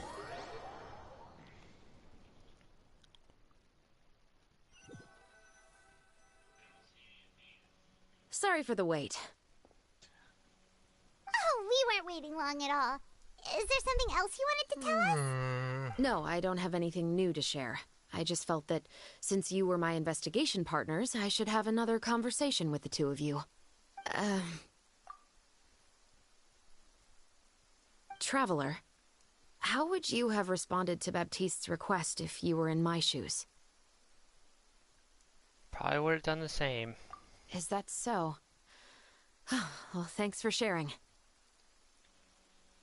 When I was young, my father often took me here to swim. We'd come rain or shine, even when it was freezing cold. He told me that swimming was the best activity to train one's strength of will. You could never give up before reaching the shore, especially when the water was cold. Oh? Why's that? Because the moment you give up would be the moment you die. At that point, I still hadn't received my vision. One winter, the chilly wind felt almost like knives on my skin, and the seawater was so frigid that it numbed my toes the moment I stepped in. I cried and begged my father to spare me from having to swim across, but he wouldn't listen. He used to be a member of the Special Patrol as well. You could say it was his way of educating his children. That sounds awful. When he saw that I wouldn't stop crying, he just picked me up and tossed me into the icy water. Reminds me of something that happened to me a few years ago. The bone-chilling cold took icy, away my but still. senses. I couldn't feel anything but fear and rage. The fact it was her father. I that waited was for my giving father to us- save me, but one look and I knew he'd already started swimming for the opposite shore. I realized that if I were to give up, I really would die right then and there. I used all of my strength to try and catch up to my father. Those few minutes felt longer than my whole life up until that point. I did, however, make it to the other side. I've never felt afraid about anything in my life after that, nor have I ever cried again. That way of teaching would have never worked on Paimon. How we know? 'Cause I had to fish you out of the water. Yeah, I don't think that was the right method for anyone. It's just that, working now as I am in the pursuit of justice, I still sometimes feel like I've been tossed into that winter sea all over again. The anger and the helplessness. Chevros. But the worse I feel, the more I know to never give up. The alternative would be to forever lose myself among the waves. Anyway, how about a race? Neither of us will drown, but we can still see who swims faster. Oh, I bet you I'll swim faster than you. You guys go ahead. Paimon will grab the clapperboard to mark the start of the race. I thought you were tired of the clapperboard, Paimon.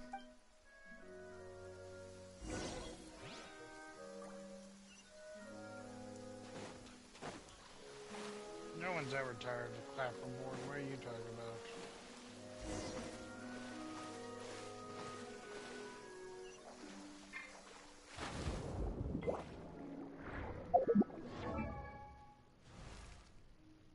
$30,000 HP, dang. Right for reward. Oh, I didn't know it was an HP staff. That might be good for Zhongli, actually. Oh, wait, she's got the Oxia arc, doesn't she? Or whatever that's called. Well, we will only find out when she was revealed. Oh yeah, her character demo was revealed. Yeah. Yep, I was right. She does have that one. I could... Okay, so apparently the weapon shows which one the character has. So is that the dark one or the light one? The dark one. Look at the little light near the end of the spear. You see it? Alright. That's cool.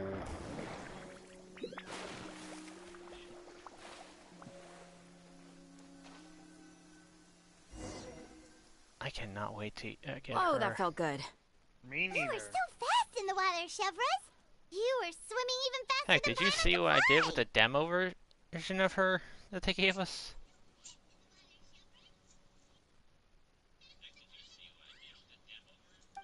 So, about I the used special her patrol, ult and then did you join because of your dad? enemies just disappeared. Partly, but I'd say I was more inspired by the heroes I read about in stories growing up. Oh, so it's due to your love of stories. Of course, it was only after I joined the Special Patrol that I learned that truth is often stranger than fiction. You're Come on, telling me. let's walk a bit more.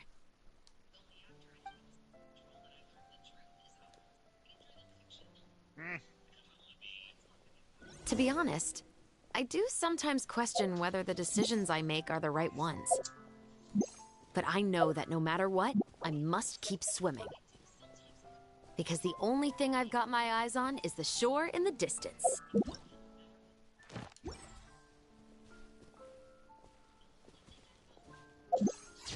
There we go.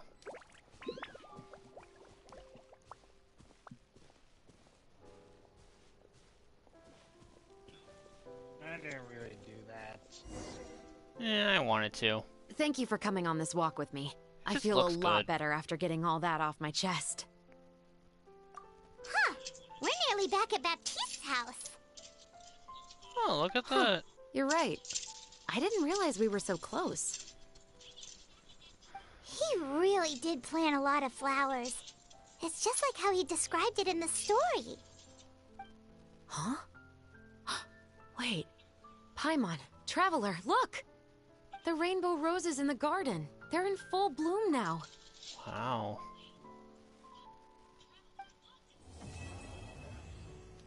Act 4 complete.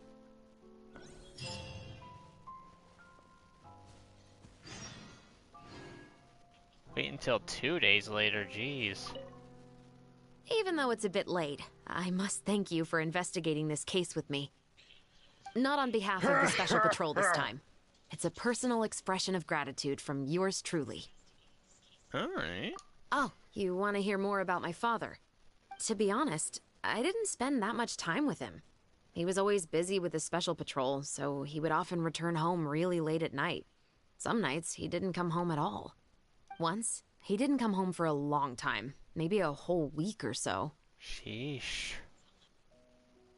When I went out to buy food, I learned that he had become a criminal, and by extension, that made me a criminal's daughter. Become a criminal? But we can talk about that another day. I actually have a lot of sympathy for Veronique and Baptiste. I can understand the hatred they feel for their father. But that doesn't mean I'll allow them to walk the path of evil, even if it might lead to another sense of justice. Films are different from the real world. They're a form of art and represent the wishes in people's hearts. I adore the two Musketeers, and I'm very happy to have had the opportunity to act the role as one. I can't wait to catch the film when it premieres in the Opera House. I'm looking forward to seeing the audience's reaction to the climactic ending. Thank you for looking out for me. I'll see you at the award ceremony. I'd be very surprised if we don't win. Same. Heck, we better win. Or I might become the third Musketeer. That's a joke. No, not offense. Gosh dang it.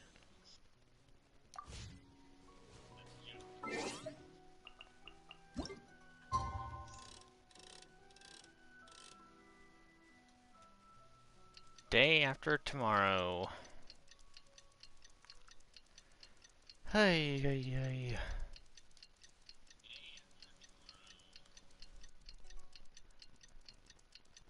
I wish I could get good arrow views like this without the clock there. You know what I mean?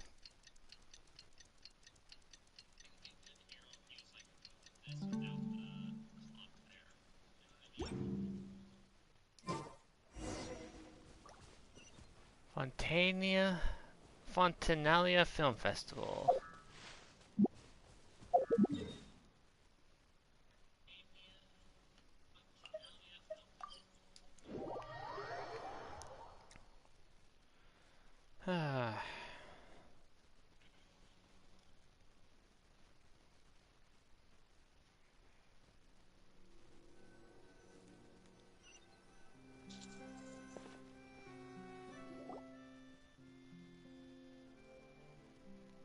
I've officially been streaming for longer than you have. Then again, I just let autoplay do most of the work. I even caught the line Paimon said about the next event with Ito. Oh, you did? When was it? It was a little bit after Chevreuse caught those two people near the beginning. Oh, it's that when it was? Yeah, when right before she introduced herself as me and Xavier, or Xavier. Oh, I was trying to catch that part, but I couldn't. You can always watch the stream. Xavier, it's been a while. Hey there, you two. Surprised that Sorry I've been scarce. I've been buried in marketing and preparing the film for release ever since we wrapped Well, post-production. her lip didn't move, so I don't think they meant to add that. Or maybe they added it as a secret. Maybe I'm gonna make sure to do the autoplay for all future events. See if they do that again. Even though I didn't have autoplay on. Oh, you autoplayed it since the audio wasn't up. Well, I didn't have autoplay on either because I was looking at something and I just heard it. So it was just still for a minute or two. The award ceremony is today, right? Paimon wonders if we'll win the Farina Award. I'd give it a 90% chance. Farina! Oh, Paimon didn't know you were already here. You're earlier than everyone else. Expect the prima donna to arrive early. I'm sure the others will also be here in no time. Xavier, if we end up getting called on stage, shouldn't you come up with a name for our crew? What?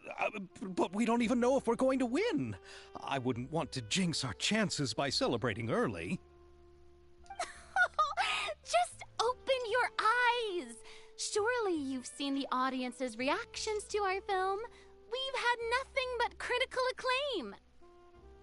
You've also had conversations with the Opera House's operating staff, right?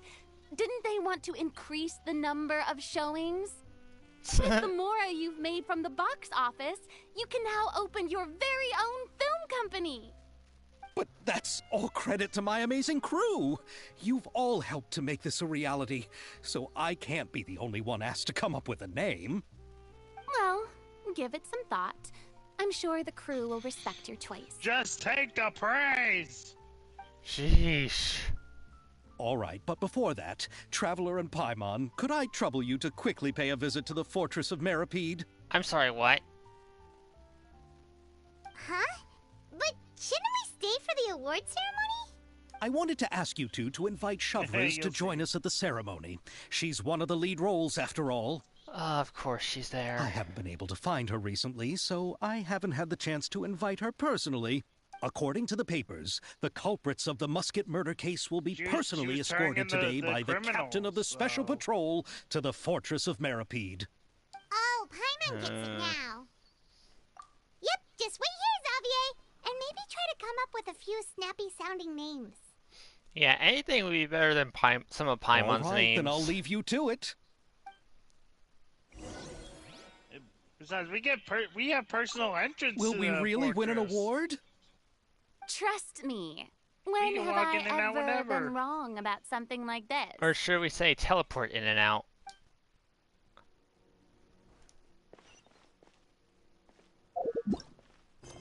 No, not quests. Yes, quests. You shut.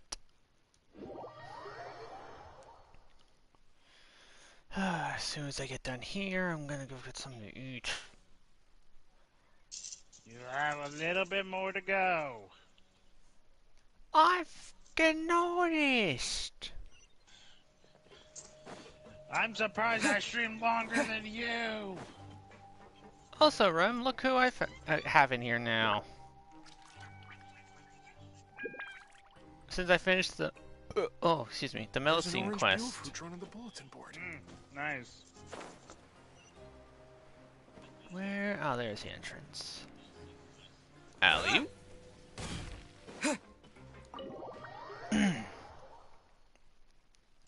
Yep, you gotta go visit the Duke. The Duke.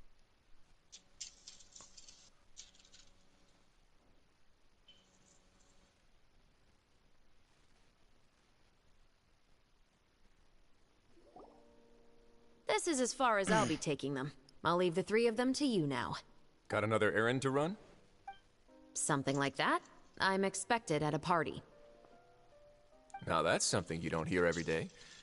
Found a new pastime? I was expecting him to say something along those lines. No, it's just a special occasion. Shavras!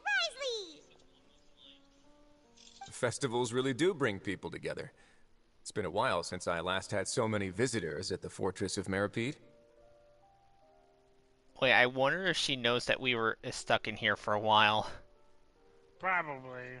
Call it the festival spirit, I guess. Yeah, you could say that. Even our head nurse has gotten herself all worked up preparing super deluxe nutritious shakes. Just one gulp and you'll have met all your nutrition needs. Ooh. I think I'll pass. Were you talking about work just now? We've already finished discussing everything. Probably tastes a little bit So, horrible and looks what do you think horrible. about my heads up, Mr. But Risley? nutritious. That's usually how those kind of shakes are. I believe I haven't yet made any promises or guarantees. Heads But you up. also didn't shoot me down. Here, how about this? You could give everyone a copy of the newspaper. Perhaps on the day when the cover story happens to, oh, I don't know, expose a certain someone's misdeeds from 20 years ago?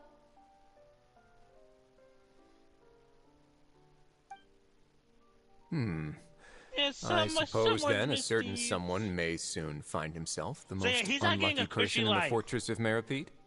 He ain't getting no laugh at all. While another two people will soon be hailed as heroes. Speaking of heroes, did you two need something from me? Yeah, don't worry. Ryasi won't have to lift a finger. Dang. I was hoping he'd get at least one good hit in.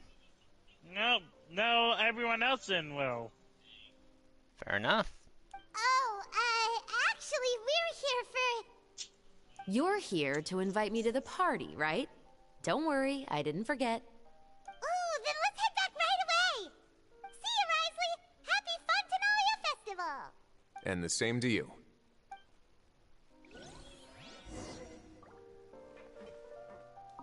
Please, go and enjoy the festival. Dang, that's all he's gotta say.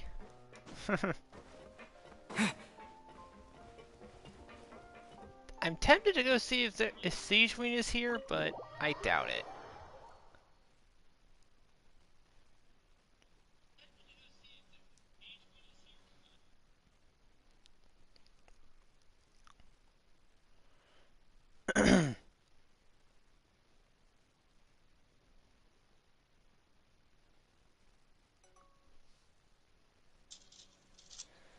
Alright.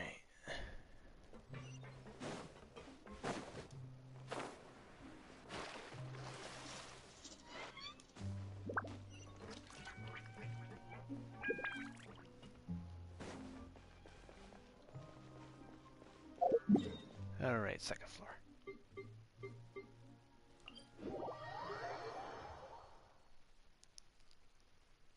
I'm gonna check anyway, just in case. Check what? See if Siege Queen is actually in there or not. Probably not. Yeah.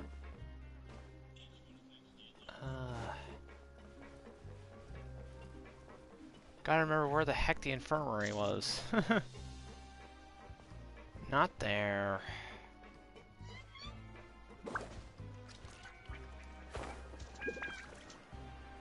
That... forget it. Nah, forget it. I am completely lost. Wait.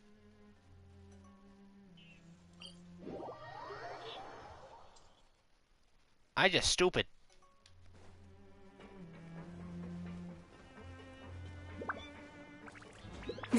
Oh my gosh, and this is why you're taking longer than me. I want to be thorough. Besides, Siege Queen is adorable.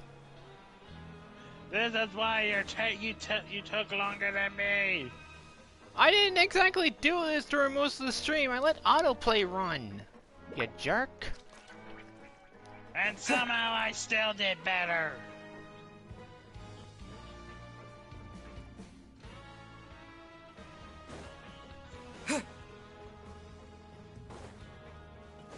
You even went the wrong way. No, I went the right way. Okay, she's not in here, but this Melcene is. Alright.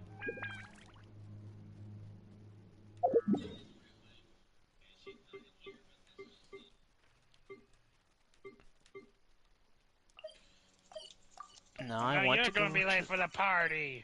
No, I want to go to the telephone way, goddammit. That's what you get. Shut up. Blah, blah, blah, blah.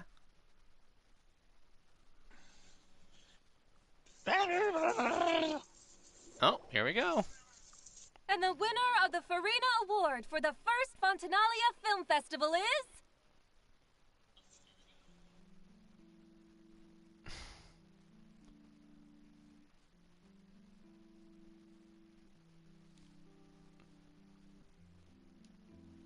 And screenshot that. The Two Musketeers! Holy crap, look at that poster! Yep. Holy crap! Please tell me you get that in the teapot! Maybe. I honestly don't remember. I don't think we do, but I hate that. That looks so Congratulations, cool. Mr. Xavier. We won? I can't believe it! I really can't thank all of you enough! See? My takes on Fontaine's entertainment industry have never been wrong. Now, please welcome to the stage the producer of The Two Musketeers, Mr. Xavier!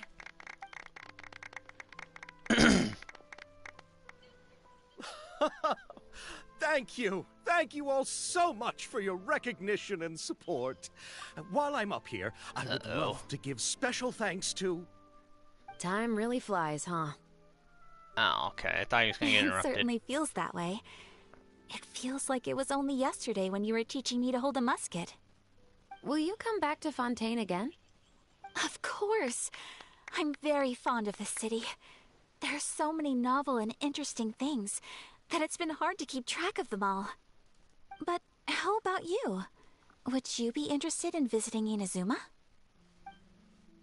I can't say the thought has crossed my mind before, but I'd be willing to consider it now. I will be eagerly awaiting your visit. It would be wonderful if you could visit my home and enjoy a taste of our tea and desserts. Yeah, let's keep in touch. Did you accomplish all you came here for? Yes. And you should visit Inazuma again sometime. How has Ogura and her business been? To my knowledge, she's doing quite well. Tell her I said hi. I certainly will. I heard the thunderstorm has stopped. Yes, and the war has also been brought to an end. Peace and prosperity has returned to the islands. I quite like the sound of that. Perfect for hanging textiles out to dry. I'd like to offer my thanks again to the entire cast and crew. Without you, I would have never completed this never film, said much who less stopped had the it. opportunity to be standing on And this she already stage. is from Inazuma based on her vision. Yeah, I know she is. She's a fashion designer from there, but she works in Fontaine. With the support of my entire crew, I would like to officially announce our film company, Musketeer Pictures. Interesting name. Woohoo! That has a really nice ring to it. Then in that case, let's please welcome all the members of Musketeer Pictures onto the stage for a commemorative photo. Oh, Paimon didn't know we'd also be taking pictures. Director Farina, I believe you are the most deserving person to raise this I trophy. don't think she wants to. Huh? No. There's no need. It's so embarrassing. It's an honor the director deserves. Yes, I agree. Just accept that you're not getting out of this. Facts. Ready, everyone? 3, 2, 1. Musketeer Pictures!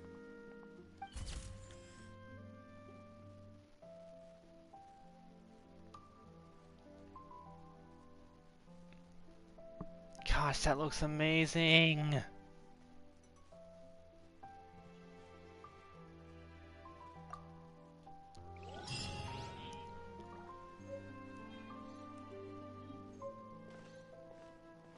Oh! I think we did get it.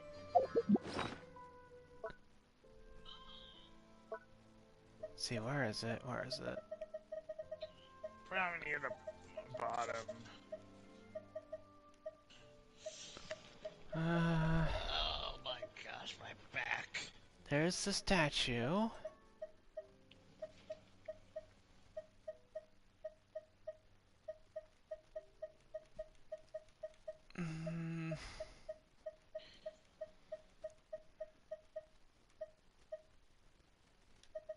Oh yeah, you remember the mask we got from that Kitsune lady during the cleansing ritual? If you talk to one of the Shrine Maidens, you can get it as a furnishing item. Oh, alright. I saw it on Twitter the other day, and I'm so happy about that. I accidentally used the item and got the blueprint. It's the first one you get first one you see when you teleport. Heart of Clear Springs. Prize commemoration.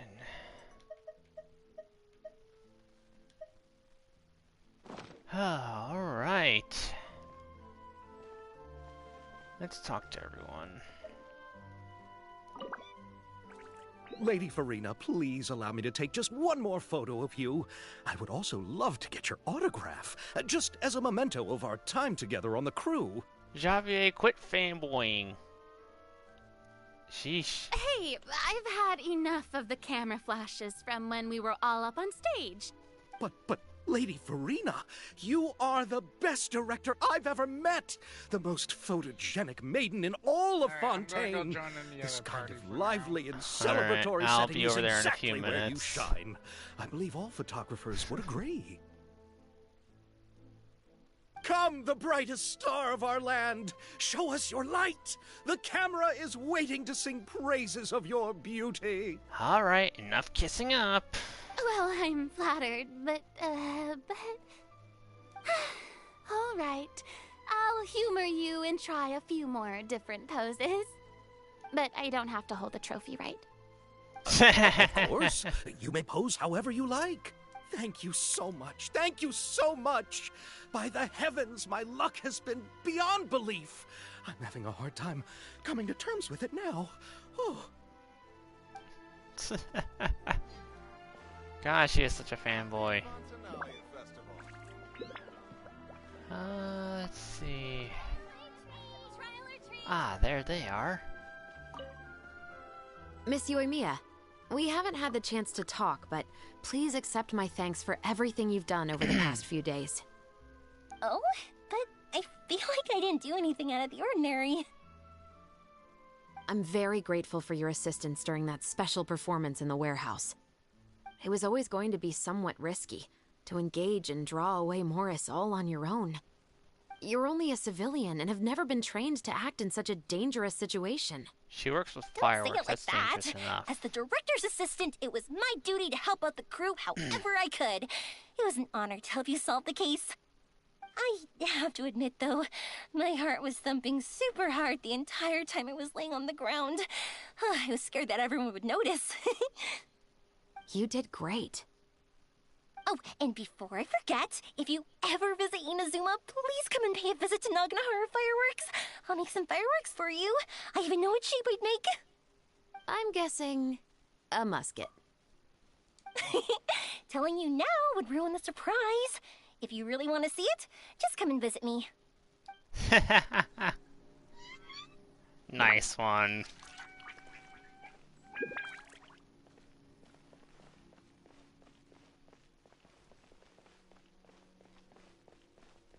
Where are the others?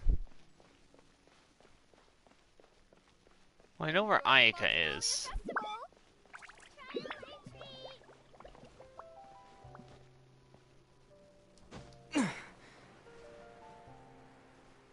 I would imagine that Ayato is probably at the Palaemermonia.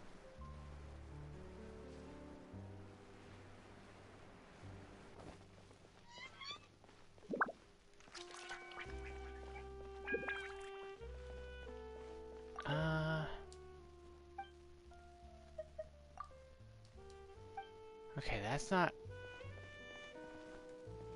Huh.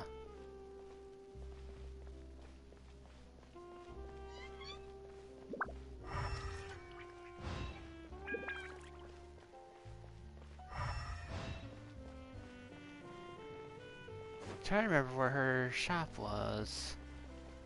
Maybe up there? Fine, if you can't afford it, then just give me the photo back. Trying to find all the characters that were involved.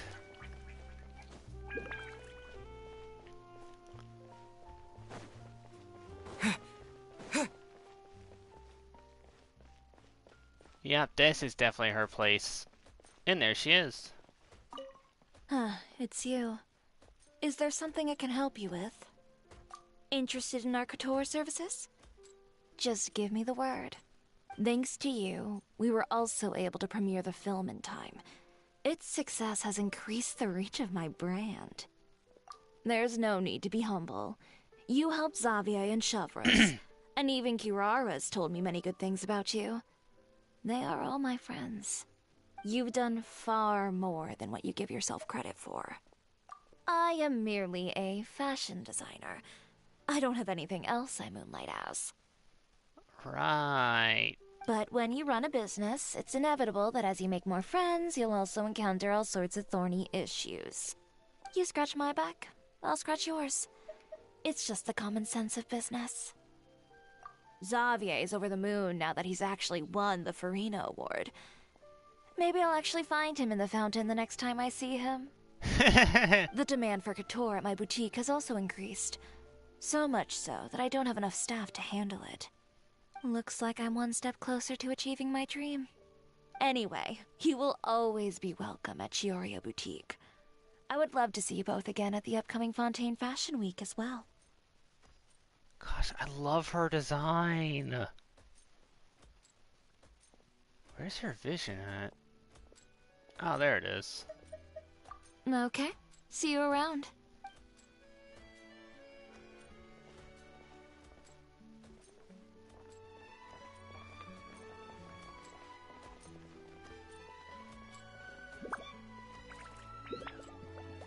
Really?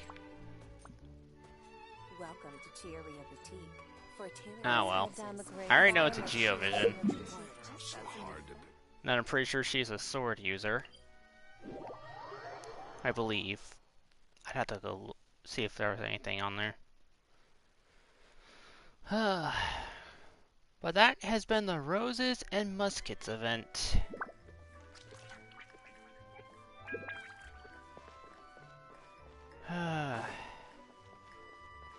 That really was fun.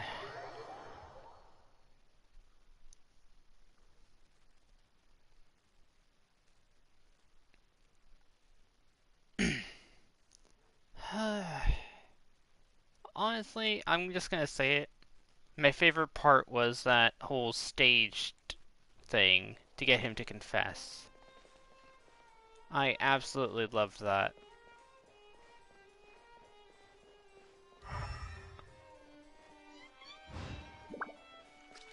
Ayato, where are you? Huh.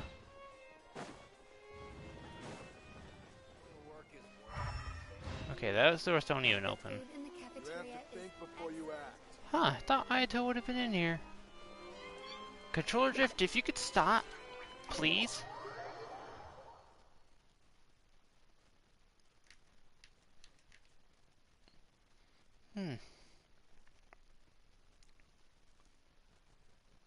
Alright. Most unconquerable domains. Right.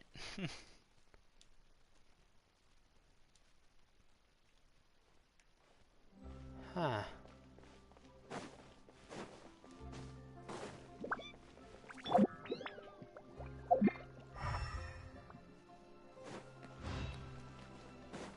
I really thought he would have been here.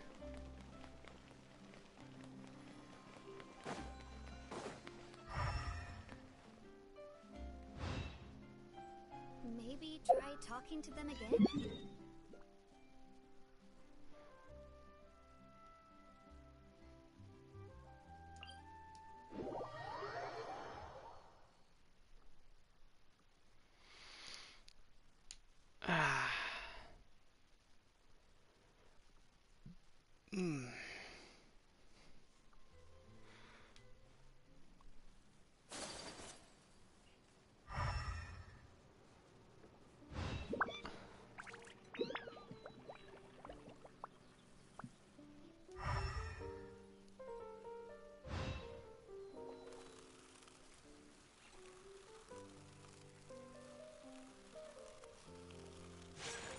Alright.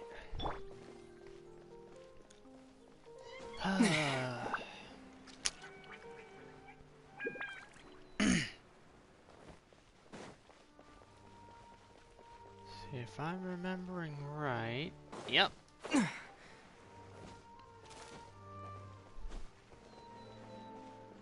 Ayaka! I'm so glad we were able to complete the film. Thanks for taking care of me while I was here. Yes, I visited many places with Yoimiya in between the filming sessions. The elegant streets, the beautiful flowers and greenery, and the dreamlike underwater world. Everything I saw will shine like stars in my memories. It also brings me joy to think that perhaps you've marveled at those exact wonders as well. It's nothing at all. I don't often have the opportunity to wander out into the world like this.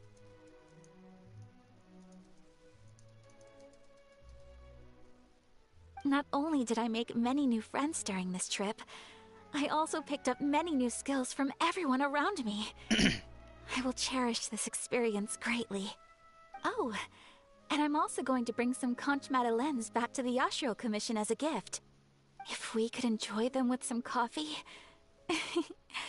perhaps it'll feel as if I'd never left Fontaine at all. Really? Thank you. Gosh. Aika's one of my favorite characters. I'm gonna say it. At first, I simply tried to work hard out of a desire to not become a burden to the crew. It would have been so embarrassing if the filming had to stop to accommodate my lack of skills. But Director Farina was both patient and knowledgeable, and Shavras and Elaine taught me a lot about the scenes and details. It was all thanks to their help that I was able to grow comfortable with the role. And even with all of that said, I still got a little flustered with praise. Especially since everyone, including you, were complimenting me at the end. She is so down bad for the Traveler. Feelings mutual. I mean, what?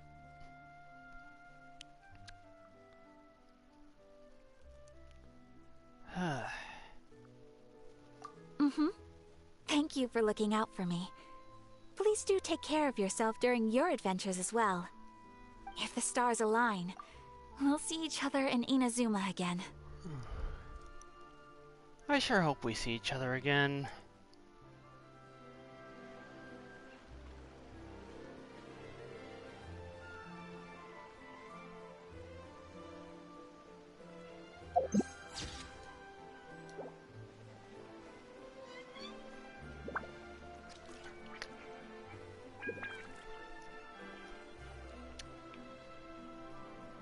All right.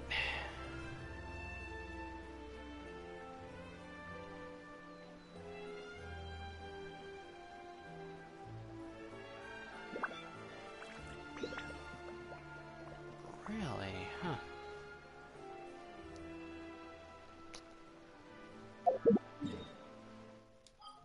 Oh, I'm dumb. Huh. Apparently I did go to the right place. I just didn't go that far, I guess.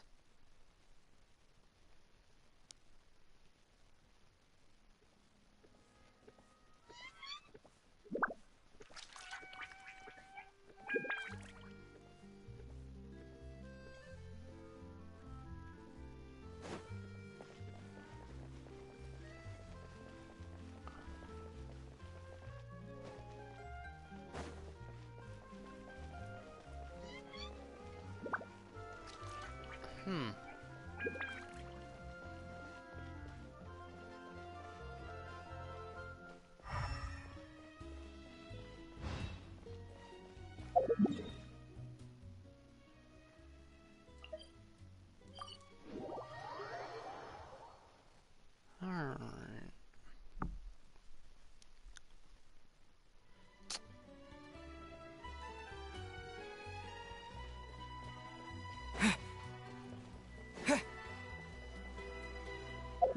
I went to the wrong side, didn't I? Yep. I swear, this place is confusing as the Fortress of Meripede.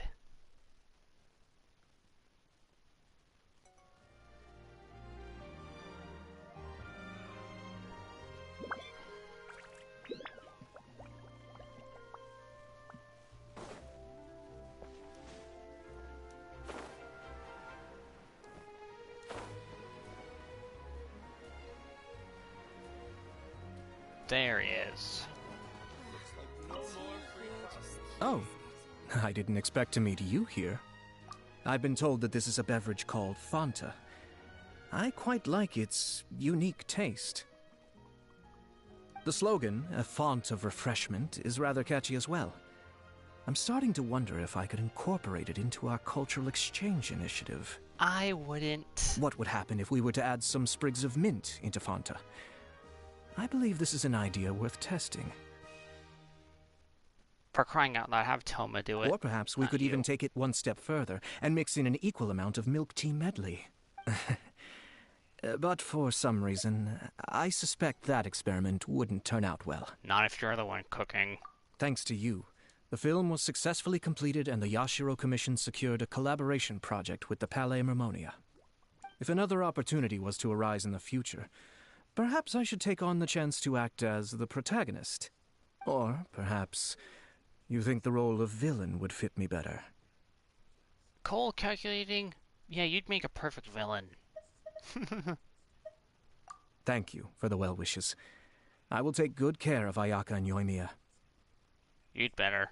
I would like to wish you safe travels on your next journey as well. Alrighty. I'll be down in a minute. Alright. And that wraps up this.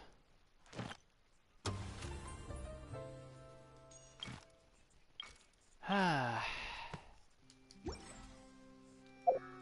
I hope everyone enjoyed that.